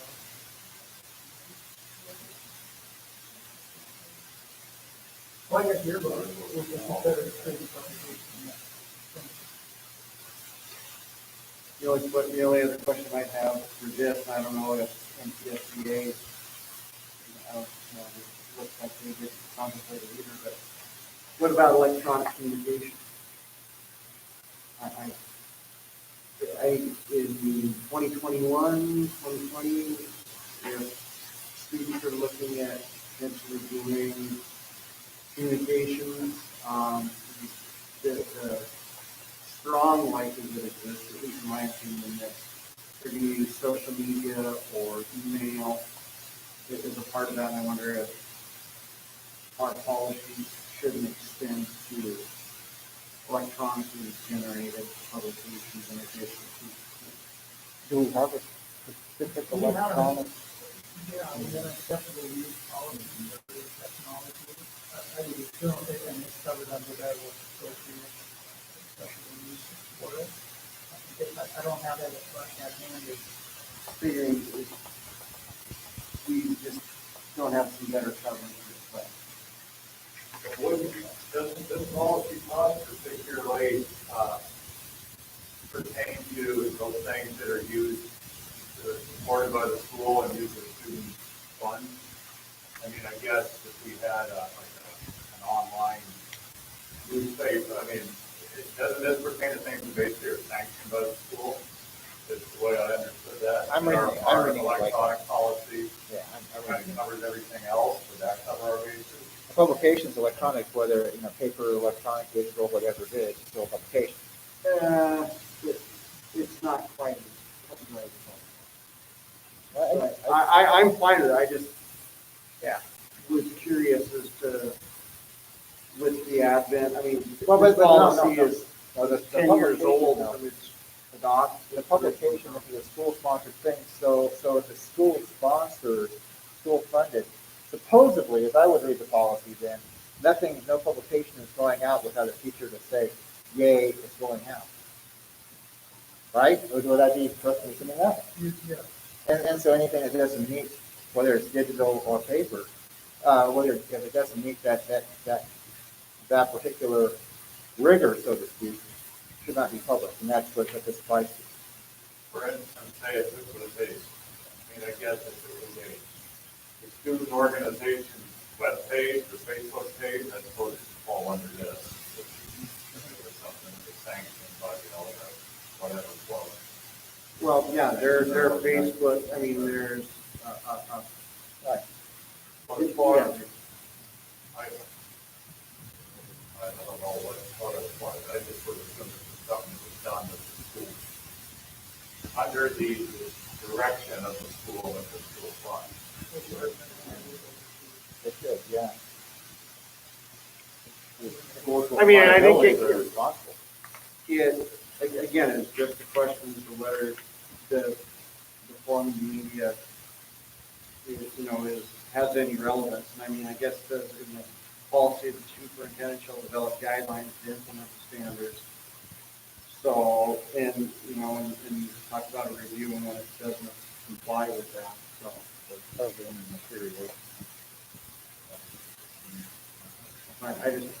I'm a firm believer that we can build language into a policy for greater scope and to last a little bit longer is the best way to do it. Like I say, just a question. I'm fine with the answer.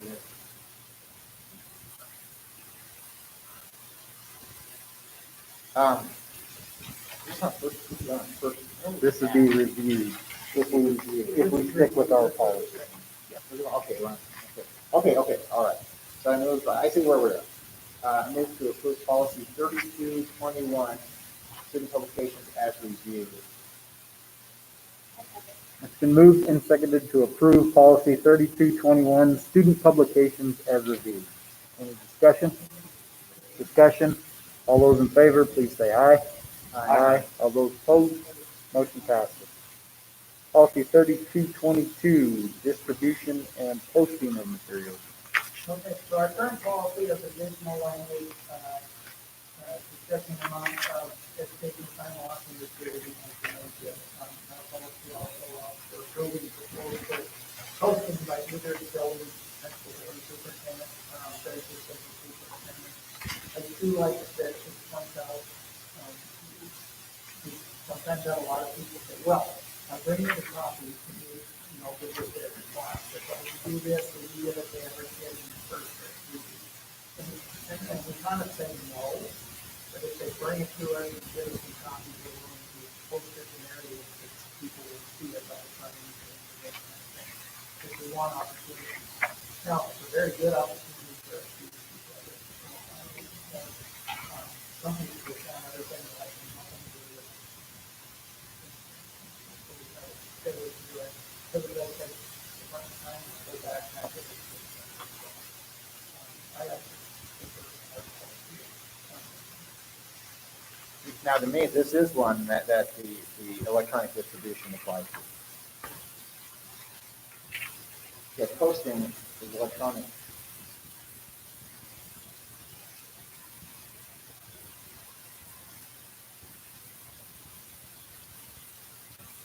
Good enough.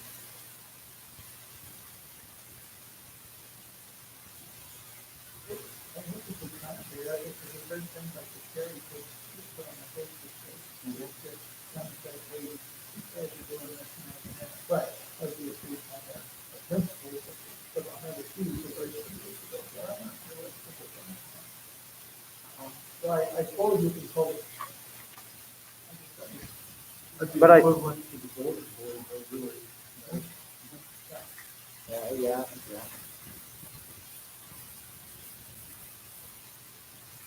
No, for what it's worth, I think our existing policy, all of the stuff about the distribution, just considerable amount of time taken away from teachers, et cetera.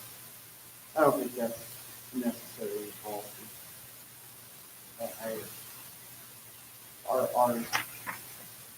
To state the obvious, or to put somebody into a position where we have to justify that. If the policy just says we may, it's permissive. You can decide to or not decide to. So I actually prefer there's more of a pared down version that doesn't get into all this class group. Then we have the addition of principles to help those rules or. And I guess there's something. Yes, yeah. I just. Or we could leave it as is, doesn't matter, as long as we approve it. And we're looking at 3222 and then 3222. Right. So they're backwards. Yeah, MTSBA.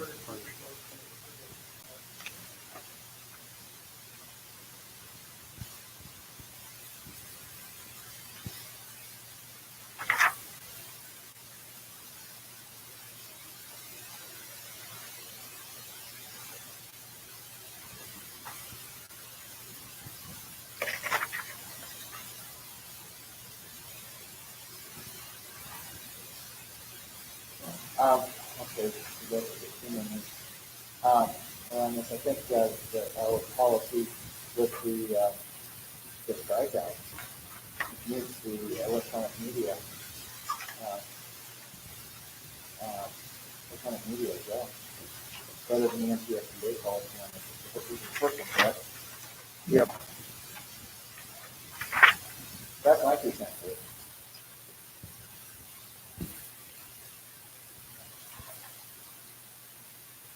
Because bulletin board will, yeah, it's not gone, but,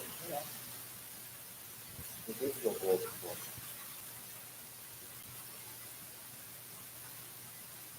My 2 cents.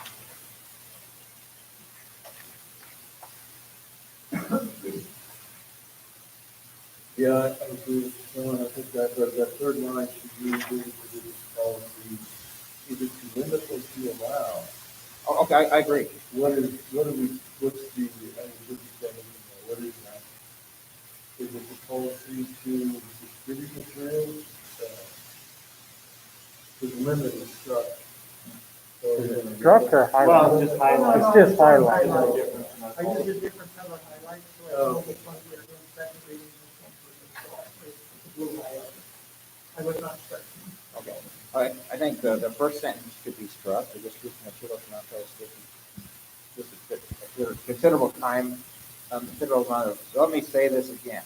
The distribution of materials from outside the school system is a considerable amount of valuable education. I think Todd, you mentioned that, it's this extra stuff, right? That's the first two sentences. Yes, yes, yeah. And then it is the district's policy, to Kevin's point, to limit or allow the distribution, I think adding the verbiage around to limit or allow the distribution of materials to parent student organizations sponsored by the district or other governmental agencies. Does that make sense? Does that addition make sense, to limit or allow? Materials to provide. No, it doesn't. Okay, what do you think?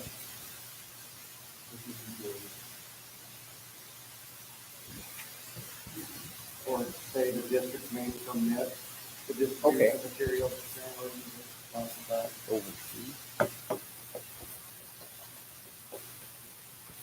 Yeah, I think I like that. Okay. You're not gonna, I don't know, I mean, Administrate? No, it's not. we don't wanna, allow it. I think the term limit implies you have the right to say no, or yeah, or we'll give it, we'll copy it for you, we'll make you copy it, I think limit kind of encompasses any decision you make, doesn't it? I would infer, I probably use it incorrectly a lot. And Throwing that around about- and I think we should include or building, I know you highlighted or building principal, I think that should be included. Superintendent or building principal. Well, honestly, Okay.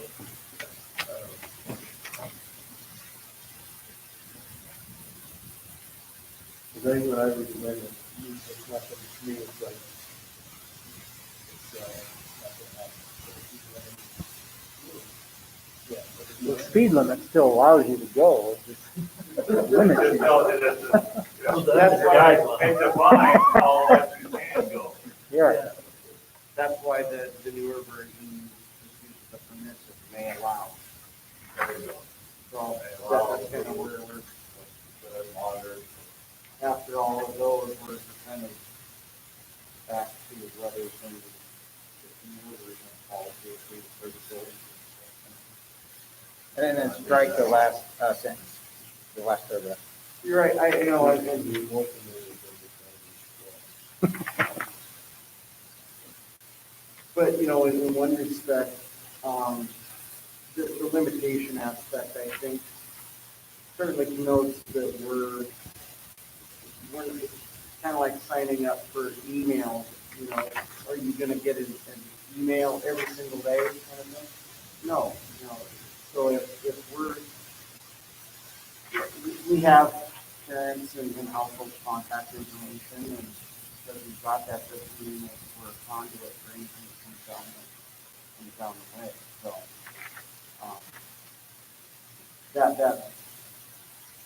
that aspect there was limited, I think, is trusting the district trusting parents' contact information or whatever they send them. It's been, vetted or conveyed or something like that.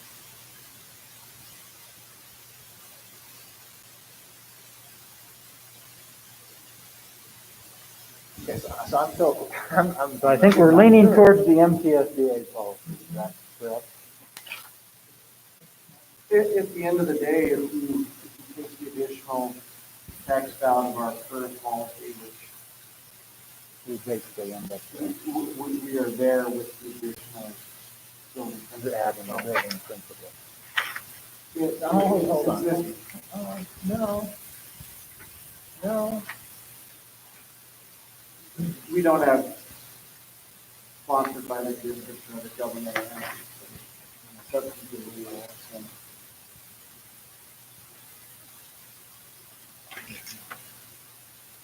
So then let's strike, if we go with the MTSBA, then, let's strike 14, line 14, 15, 16.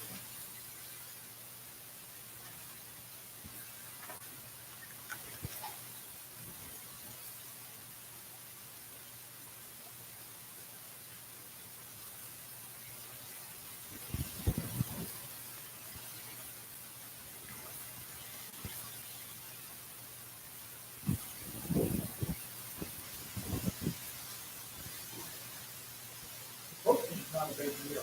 The distribution,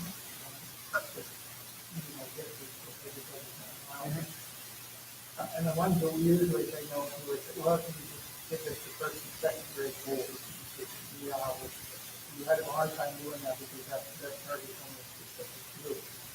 It's something that they come in and supposed to, you know, Boy Scouts, Girl Scouts, Cub Scouts, they just forever get that boy and girl all and everything. You know, that's a good one that applies to every student that we have. And that's just the lines 11 and 12.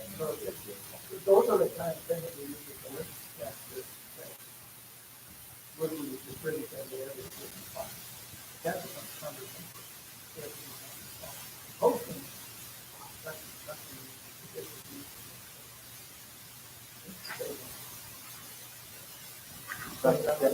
Back to Kevin's suggestion, so if we strike the first two sentences from our existing policy and instead of saying the district policy, the limit of we say that district will oversee the distribution of the free local parents and student organization. I like that. And then, so I think strike the last sentence. Yeah. The last paragraph.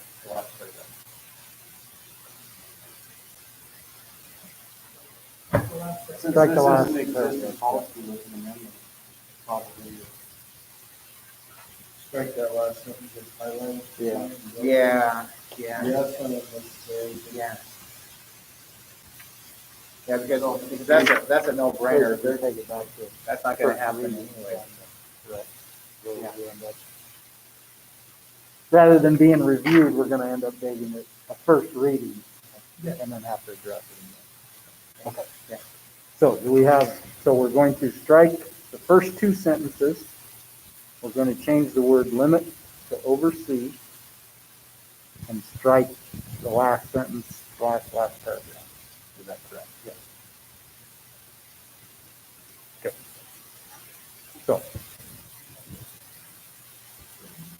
So I move to approve the appended policy 3222 distribution of books and materials as revised on first reading.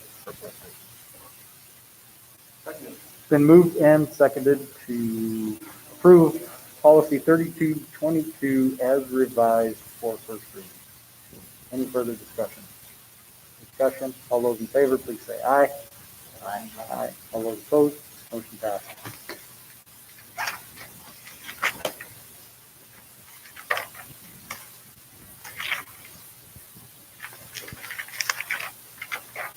Okay, Mr. Hall. Hey, don't believe they're in there, but, here, so, enrollment numbers, I think Mr. Olmert can go over the enrollment numbers a little more in depth, but, very interesting school year. We just, completed the team report, the classroom dev portion of that, where it's kind of a drill down into each individual classroom and trying to do a teacher, complete with enrollment numbers, and all kinds of other information. And this is really interesting this year. Some of our groups that have, first of all, it's one of the most fluid enrollment periods I can remember. And looking back through all the time I've been here, as far as students coming into the district from completely out of district, there's never been students here before. We have a high number of those. We do have a fairly high number that is built in a homeschooling option as opposed to a remote learning option. Assuming we get the majority of the remote learners back. There will probably be a few that decide that really the route they want to go and choose the homeschool. And assuming we get some of the homeschoolers that are doing it for a reason of safety or concern or mask or whatever. And if we get quite a few of those back, we have the potential for a pretty healthy enrollment next year. Or staying next year, hopefully next year when we're back more to a more stable situation. But a couple of the grade levels, the decisions we made last spring, for instance, we expanded the offering to sixth grade and cut down the total number of classes in seventh grade. Well, That seventh grade class is now probably the fastest growing class in the district at this point. Where we ended last spring to now, and it's really, so we're looking at some very high numbers next year when we go to fifth, sixth, and seventh. And we're gonna have a situation where we're gonna have to really look at expanding that probably seventh grade back to the three sections we traditionally had. So that's something that will be on the radar, and hopefully by spring, we'll have a little better idea of what our enrollment's going to look like next year. Our kindergarten numbers look a little smaller this year, but I think several of them, because kindergarten chose to just stay at home rather than face the situation we are this year. And so I think that when they are in first grade, we'll potentially be back to very close to the limit of what we had in the 260. So also the field class. So I think the numbers have the potential to be very healthy in the future. And this year, we think it's just a little bit too based on what we're going to end up doing with the OCI in our home. Just a quick remote learning update. I was going to speak briefly about that higher order discussion tonight, but I can tell you that we have discussed it over and over and over again as a staff. And the message has been very clear that those are our students, and they are to be, you are to reach out to them, offer assistance. And I set forth a guideline of these K-8 that they are to reach out once a week and offer a Google Meet, just a quick check-in because the student doesn't want. Now, I firmly believe the vast majority of teachers are doing that. I think probably a few that aren't. We need to work with those. But a lot of the students are choosing not to participate, and that's fine if they don't care to. We've even had some students provide some suggestions to staff meetings of how they're reaching out and including them in the classroom. And we've had several through the elementary that have put a camera in their room during some presentations where students are presenting projects or doing something fun. And I've had some good engagement in some of those ones. So hopefully, I think, I thought there was an interesting thing tonight, comment about exploring other ways to include some of those.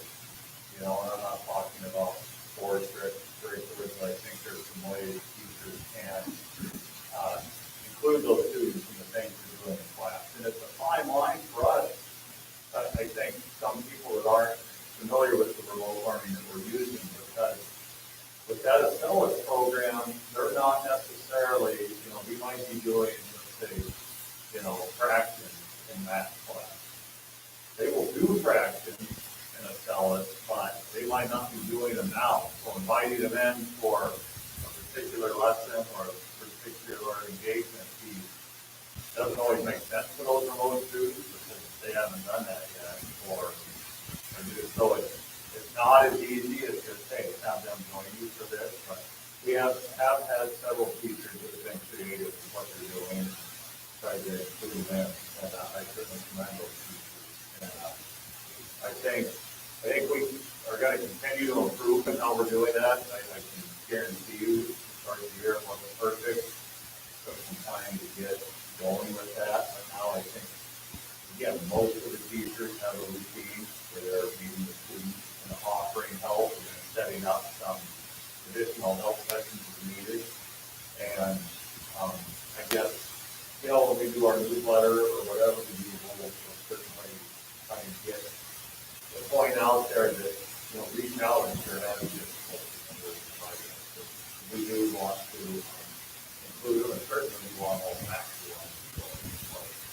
What's happening in the classroom, and there's it's important from an academic standpoint to get those students involved, because when they come back, we certainly want them to be able to pick up with, be where we would anticipate them being.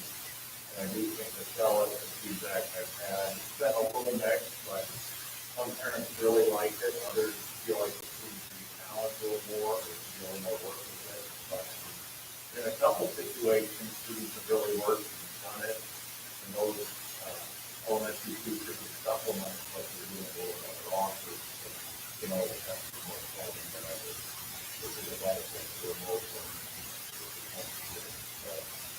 we're getting there, it's certainly not perfect.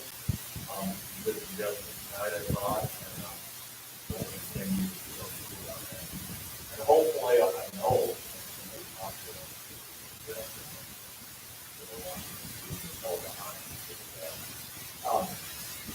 We had parent-teacher conferences a couple of years ago, and we did them. We physically did those conferences.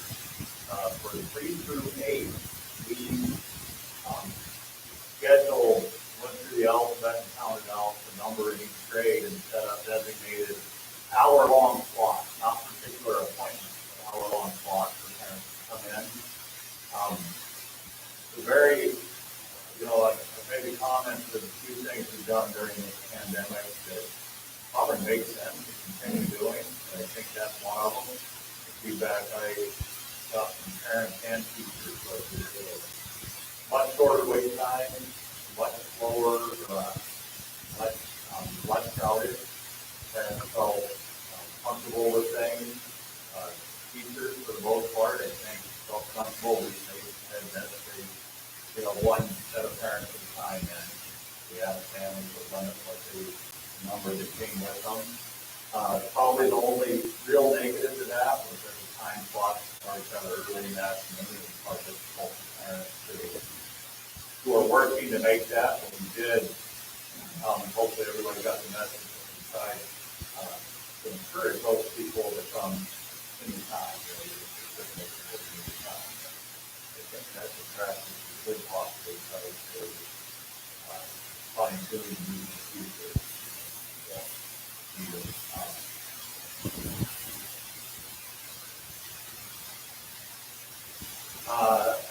Just a quick review of the COVID-19 procedures that we've encountered. I think one of the things we're seeing, we've been very fortunate, and I've even had parents call and say, hey, be honest with me, how many cases in school? Oh, this is the information we've had, unless we're not getting it. But we do have some that have had to quarantine, and it's a 14-day quarantine from the point of your last contact with them. They're pretty specific about what qualifies. But as a result of that, I saw firsthand kind of a mess that it creates.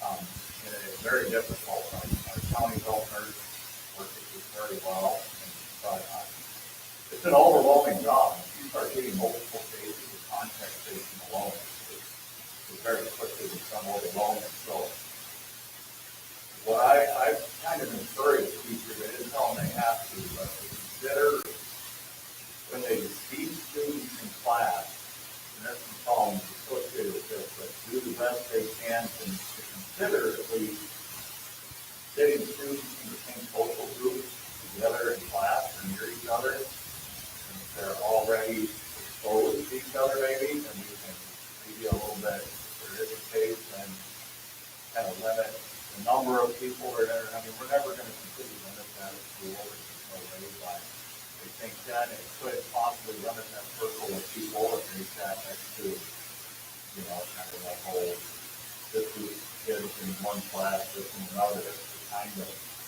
the kids are normally with anyway, it's a nice help. I don't know if that's logical suggestion or not, but I think several teachers are kind of looking at their TV cards, so at least even they sit here in one class, but it's kind of the same group in another, that keep them a little bit together. Kind of like a talk. Yeah, kind of taking our cohort down.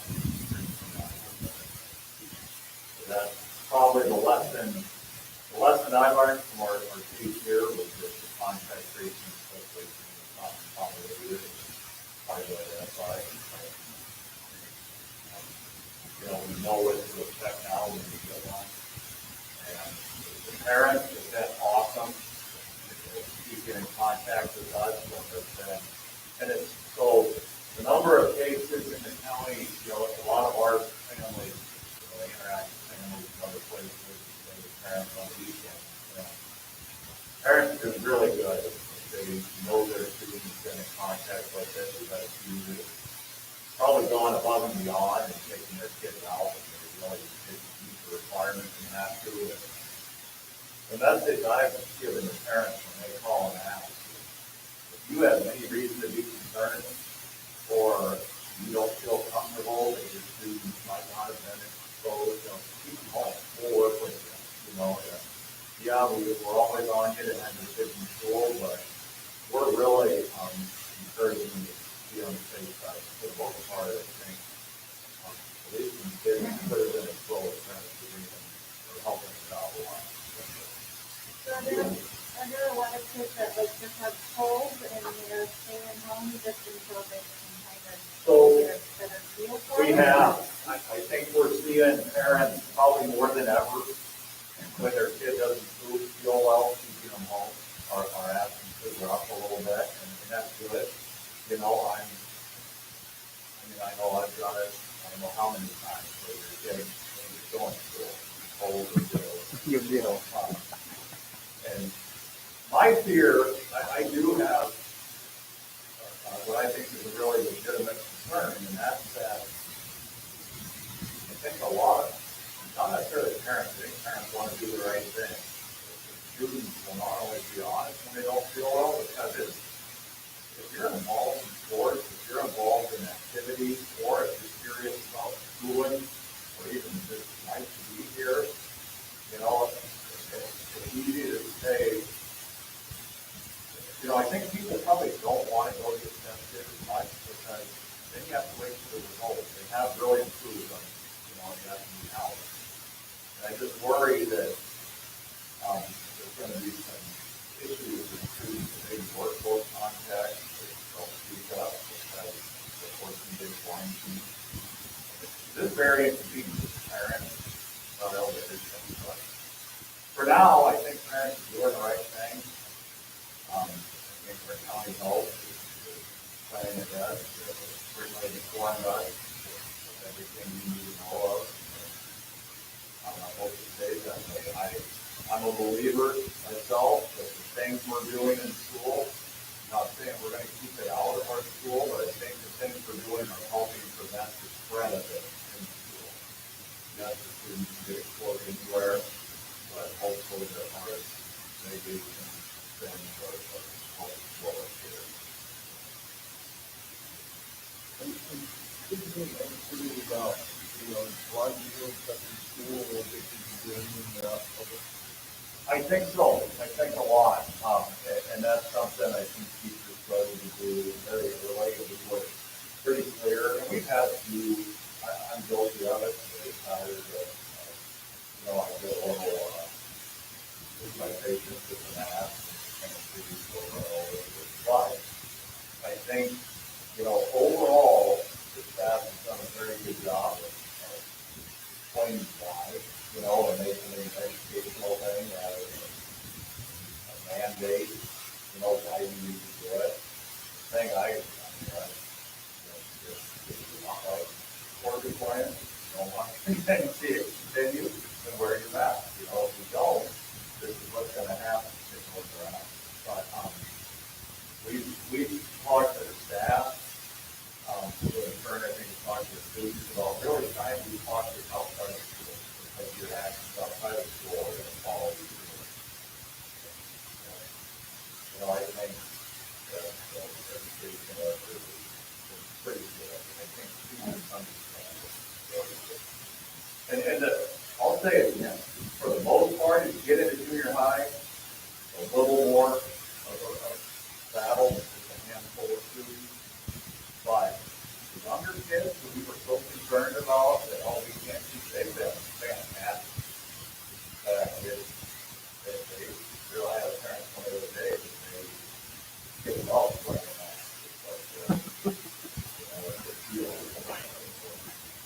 They've really been good on the understanding. And the teachers, it probably makes the teachers and parents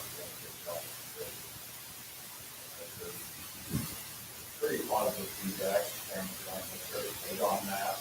And, my kid was like, I'm going to school. You got to mask. That's what I'm doing. They can't help me do it. So I think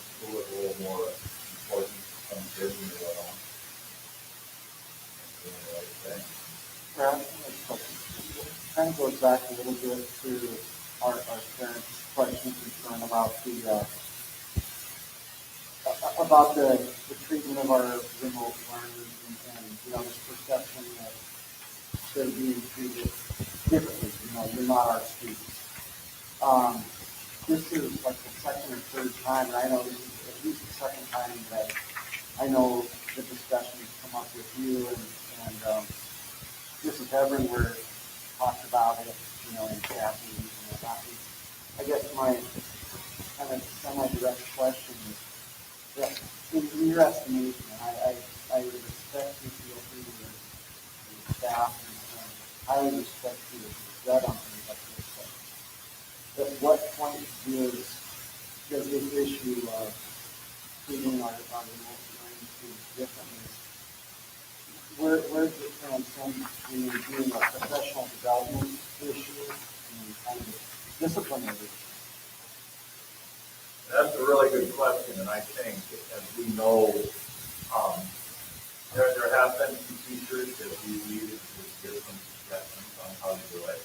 And I think those teachers have really stepped up and tried. I do think there's a couple that maybe, early on at least, I felt like maybe weren't necessarily making the effort they should. Hoping they are now, but I think we're at the point now where this is the expectation has been clear. It's been discussed in staff meetings, it's been put in writing through multiple emails, what the expectation is. And I think now, in my opinion, it's time to meet that expectation. Yeah. And I think that is now the opportunity there, I think, if they don't know how it's communicated. They're looking for additional ways beyond what I suggested. Then I think we have people that are more than happy to work with them to show that initiative. But I think now we're 7 weeks in, and I mean you need to be doing it the way it is.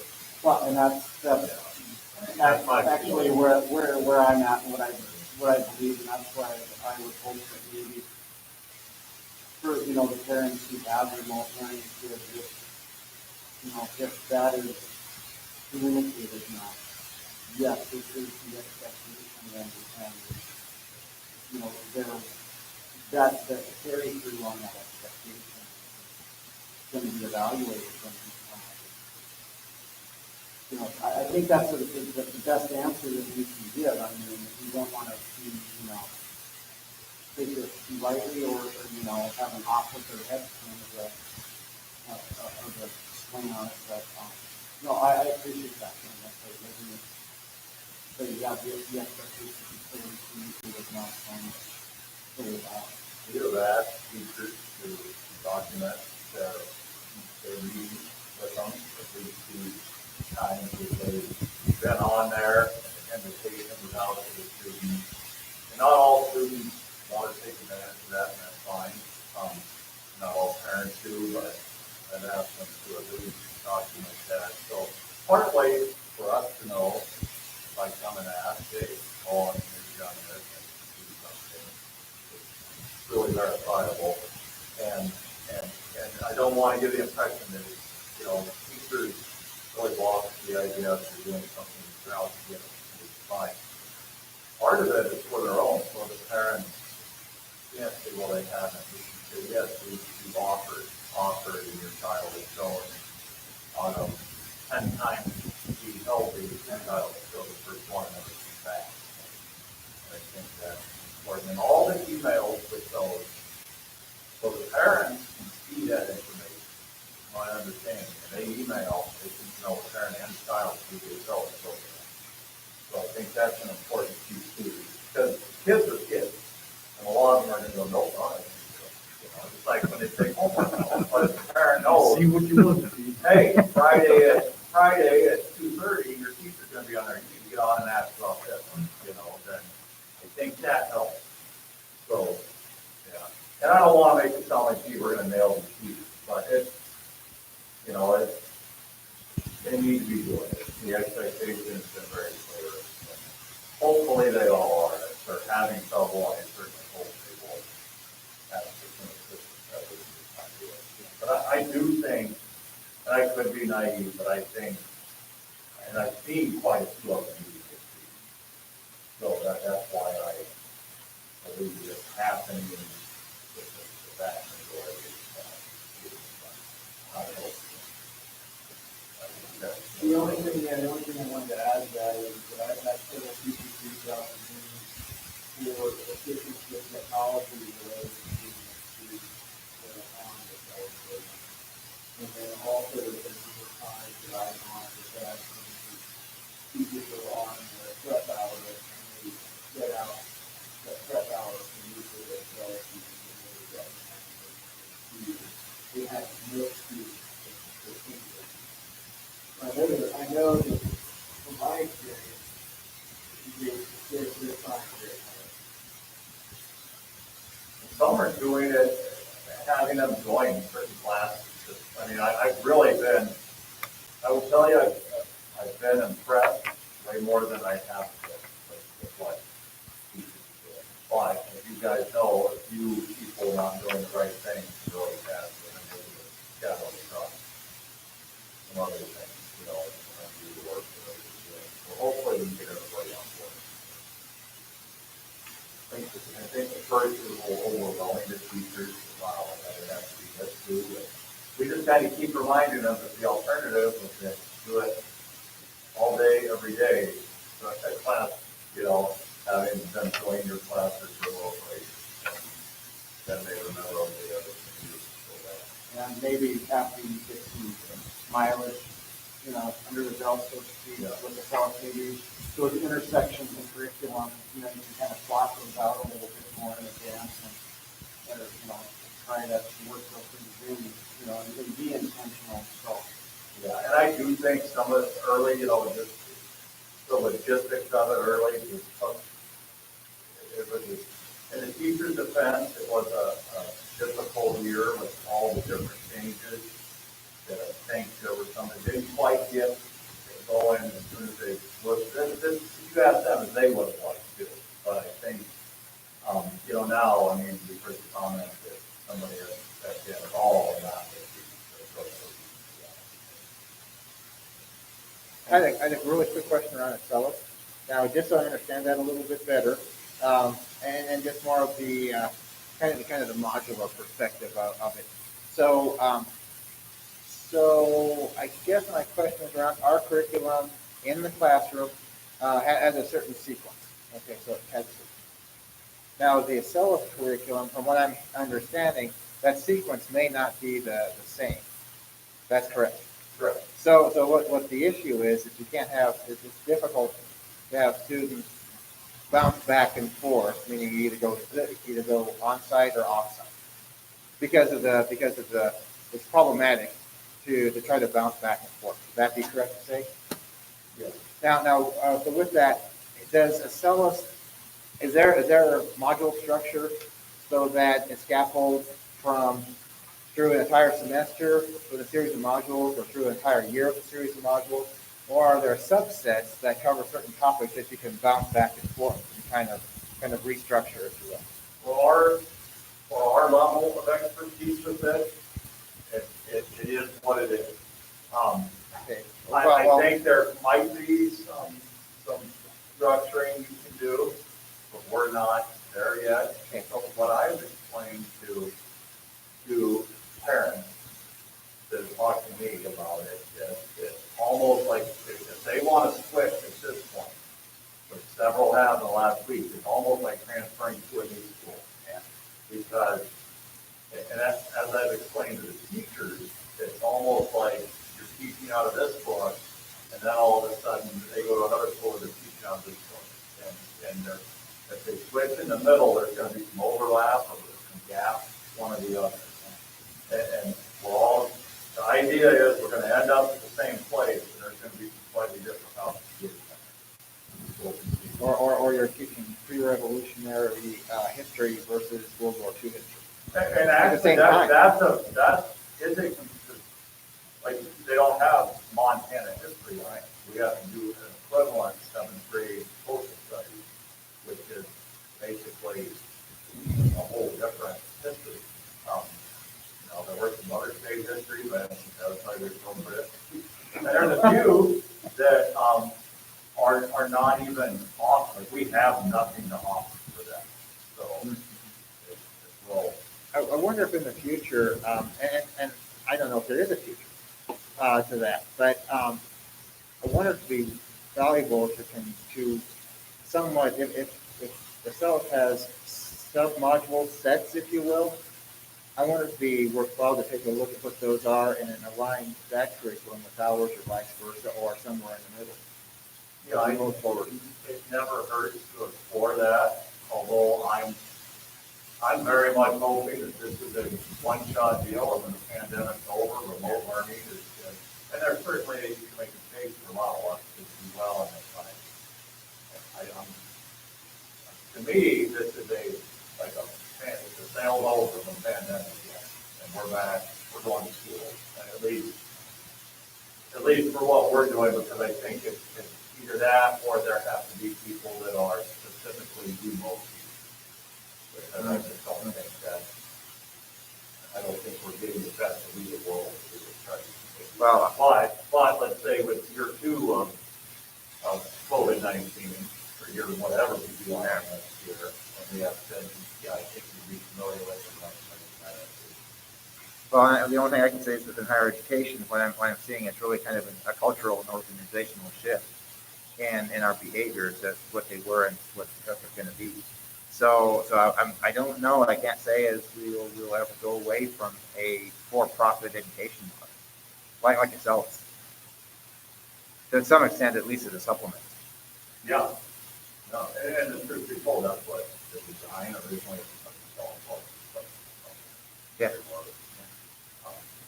Yeah. Okay. I just thank you. Yeah. Thank you. Yeah. I think there's some potential there. If you want to get more of it, I can find it and show you. Yeah, I don't have time tonight, but another day. Yes. What are you talking about? Another day. I'll show you, I can find it and show you anytime, like. Okay. Yeah. I would just like to see, kind of how those modules align, if there's subsets, and how that works, and that kind of thing. Okay. Sounds good. I would just like to add one thing. I had a conversation with the family about it just because I wanted to get their input. I knew they would give me an honest answer. They have 3 kids spread out through elementary and middle school. Very positive on both the Acela side and on the communication with their respective teachers. So they were very good. They agreed that in school is the best route, but they said the Acela was the next best thing to in person. So they were very happy with it. And I asked the question, I said, when we go from beginning to the end of the year, do you think your kids are going to still be at the same level? And I said, I realize it's early and you may not be able to answer that. And she said, yeah, I probably can't. She said, we asked the question, the kids are getting their work done, relatively fast. And so they wondered about if they were being challenged. But then they came up on their own that said, you realize how much time do our kids in school spend standing in line, washing their hands, and all they've done is concentrate the actual instruction into a shorter period of time. So it should take them less time to do the same amount of work versus the kids who are in school for 8 hours, but they're not getting instruction for 8 hours a day. So anyway, I just, I wanted to add that that is only one family, one person, but they were very positive on what their kids were doing and how it was going. And that's one of the arguments around using various other scheduling models as well. That same idea. Yeah. You got Sherry's part? You have Sherry's, I don't know if you want me to read it or yell on your own on that. I can read it. I think probably everybody said through it. Oh, yeah. Okay, then I'll just go to mine. Just, FYI, watching our selling property lot next door, by my office, took a house on the shop, and like $25,000. Then that's how we finance it, and that has to go over. Copy that? No. Where's the location of the property? Straight out of Eric's Right office. outside of my office. There's a vacant lot and then there's a house on it. Oh, Right behind the church. Gotcha. Okay. Joki, so if you see this, flyer here, I'm talking both sides of it, Brad and Jimmy, I went to a meeting, with these folks, with Jim Domino from the Homeland, Andy Domino from the car, and John Hahn, and, they're working on creating an after-school program for high school students, eighth grade through high school. Outdoor activities, really neat program. And so they just kind of wanted to pick our brains a little bit, I guess is what I would say. And then, you can look that over. The one thing they did there was, they actually, on our partners on the second page down there, you can see that yellow thing, it did say, start out of school. But I kind of said, hey, we kind of wrote it in the background, telling kids about the program, making recommendations, what something, but I don't know if you want to be called partners. And the only reason that I said that was kind of liability thing, that we're partners and something. It's going very well with this, I like that we probably got, but I said, we would do anything we can to support that program. And Brad actually, we wanted to first students, he was so excited about the community class, so, then he signed up for that. But it was a neat program to talk about community sustainability together. Either part of that was amazing. Amazing. And he's actually Holly Robertson, who works in our office at the play. And she was Holly Park. I thought that was anyway. So our count, being enrollment, October 6th is our fall enrollment. As you can see by the numbers there, we're down about 10, which to me is absolutely amazing. So we're only down 10. We have 30, the big number total. And so, it's not great, or it could be Do you know, excuse me, the number of kids we have doing the SLS for remote learning? Do you we're know up to that? 100 by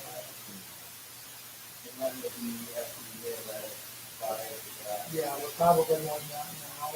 After our first 5 years old, before we have a lot more. What we can do right now with that is have students and they'll bill us monthly, but in December, since our funding has to start on 31st, we're going to have to make a decision how many licenses we're going to buy, like we're up to 260. And one thing on that, there, I did not bring it to your attention, but I think that the way that license structure works, when you buy a license for that student, it's theirs the whole year, going for that. So as you gain and move students, you haven't bought more license. Everything's being utilized. Yeah, I kind of assumed that. But we're going to have to do that because that's where I want that money to come out of this. COVID money, not very well. So that's 100 a month. It's not like 100 a year per year. But it was minimum 100,000. So, Because on the SL side, it's $240 a month for a personal student. yeah, this is nice. When you do a group like this, Yeah. you get it. Yeah. You see, talking about our backpack program, we did a program where everybody can send home, first grade for some students, to help them with maybe a little extra food over the weekend. So, we actually work on that, and with all the students, after students. So, we went from 13 students to 49, and I think we're up to 52 now. And it's fun. Bolton is one of our, North is one of our volunteer students to help with that program. We've actually got 2 more volunteers to help them with that program, because that's really good. So, and I get to introduce that to our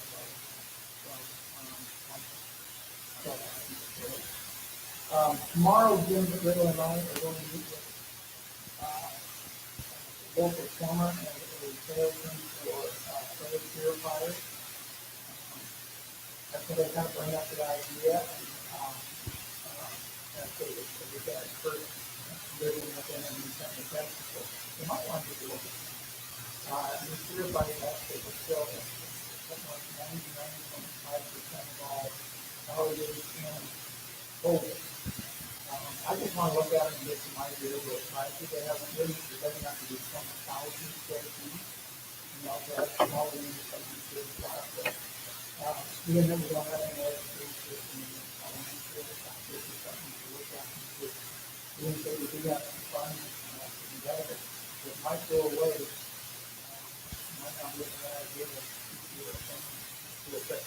Again, just an idea. And I just want to look at the possibility. I would probably, since we're probably on the facility, we would put together to discuss the board with you, maybe. And that's all I have. On the property, is there a reason to leave this place? Do you feel comfortable asking for a market analysis on that?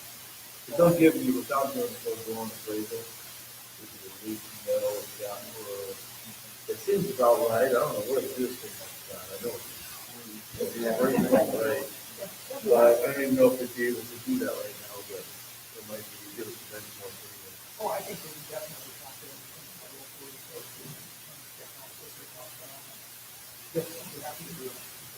And then I went to the first meeting of the scope and we made the last one, it's kind of equivalent to a boys and girls club. Really, I mean, that's what I would equate that to, it's more, I guess, well, I don't know, boys and girls club, I don't want to be involved. But, yeah, anyway. There is quite a few funds that we're going to do. Grants, everything, they already have budget for $15,000. So each program, we just apply for everything. You gotta be in Thank you for supporting that email on the school law, please. I'm gonna, it's tomorrow afternoon, someone will before from the county. Well, a lot of it is COVID staffing and HR type issues. So, I've got kind of the itinerary and stuff to call in information. I'll forward you that as soon as they would want to drop in at one of those points in time. But all download or have or email me what it is you can. And, we'll need to circle back to it and make some real new information. I'm actually trying to do it too, but I have a look at everybody else now and also chaos. It's from like 1:30. Thanks for supporting. Oh, Until Thursday and Friday. I'm trying to welcome Dan. All right. Okay, Carolyn, I'm wondering if I could ask for an executive session.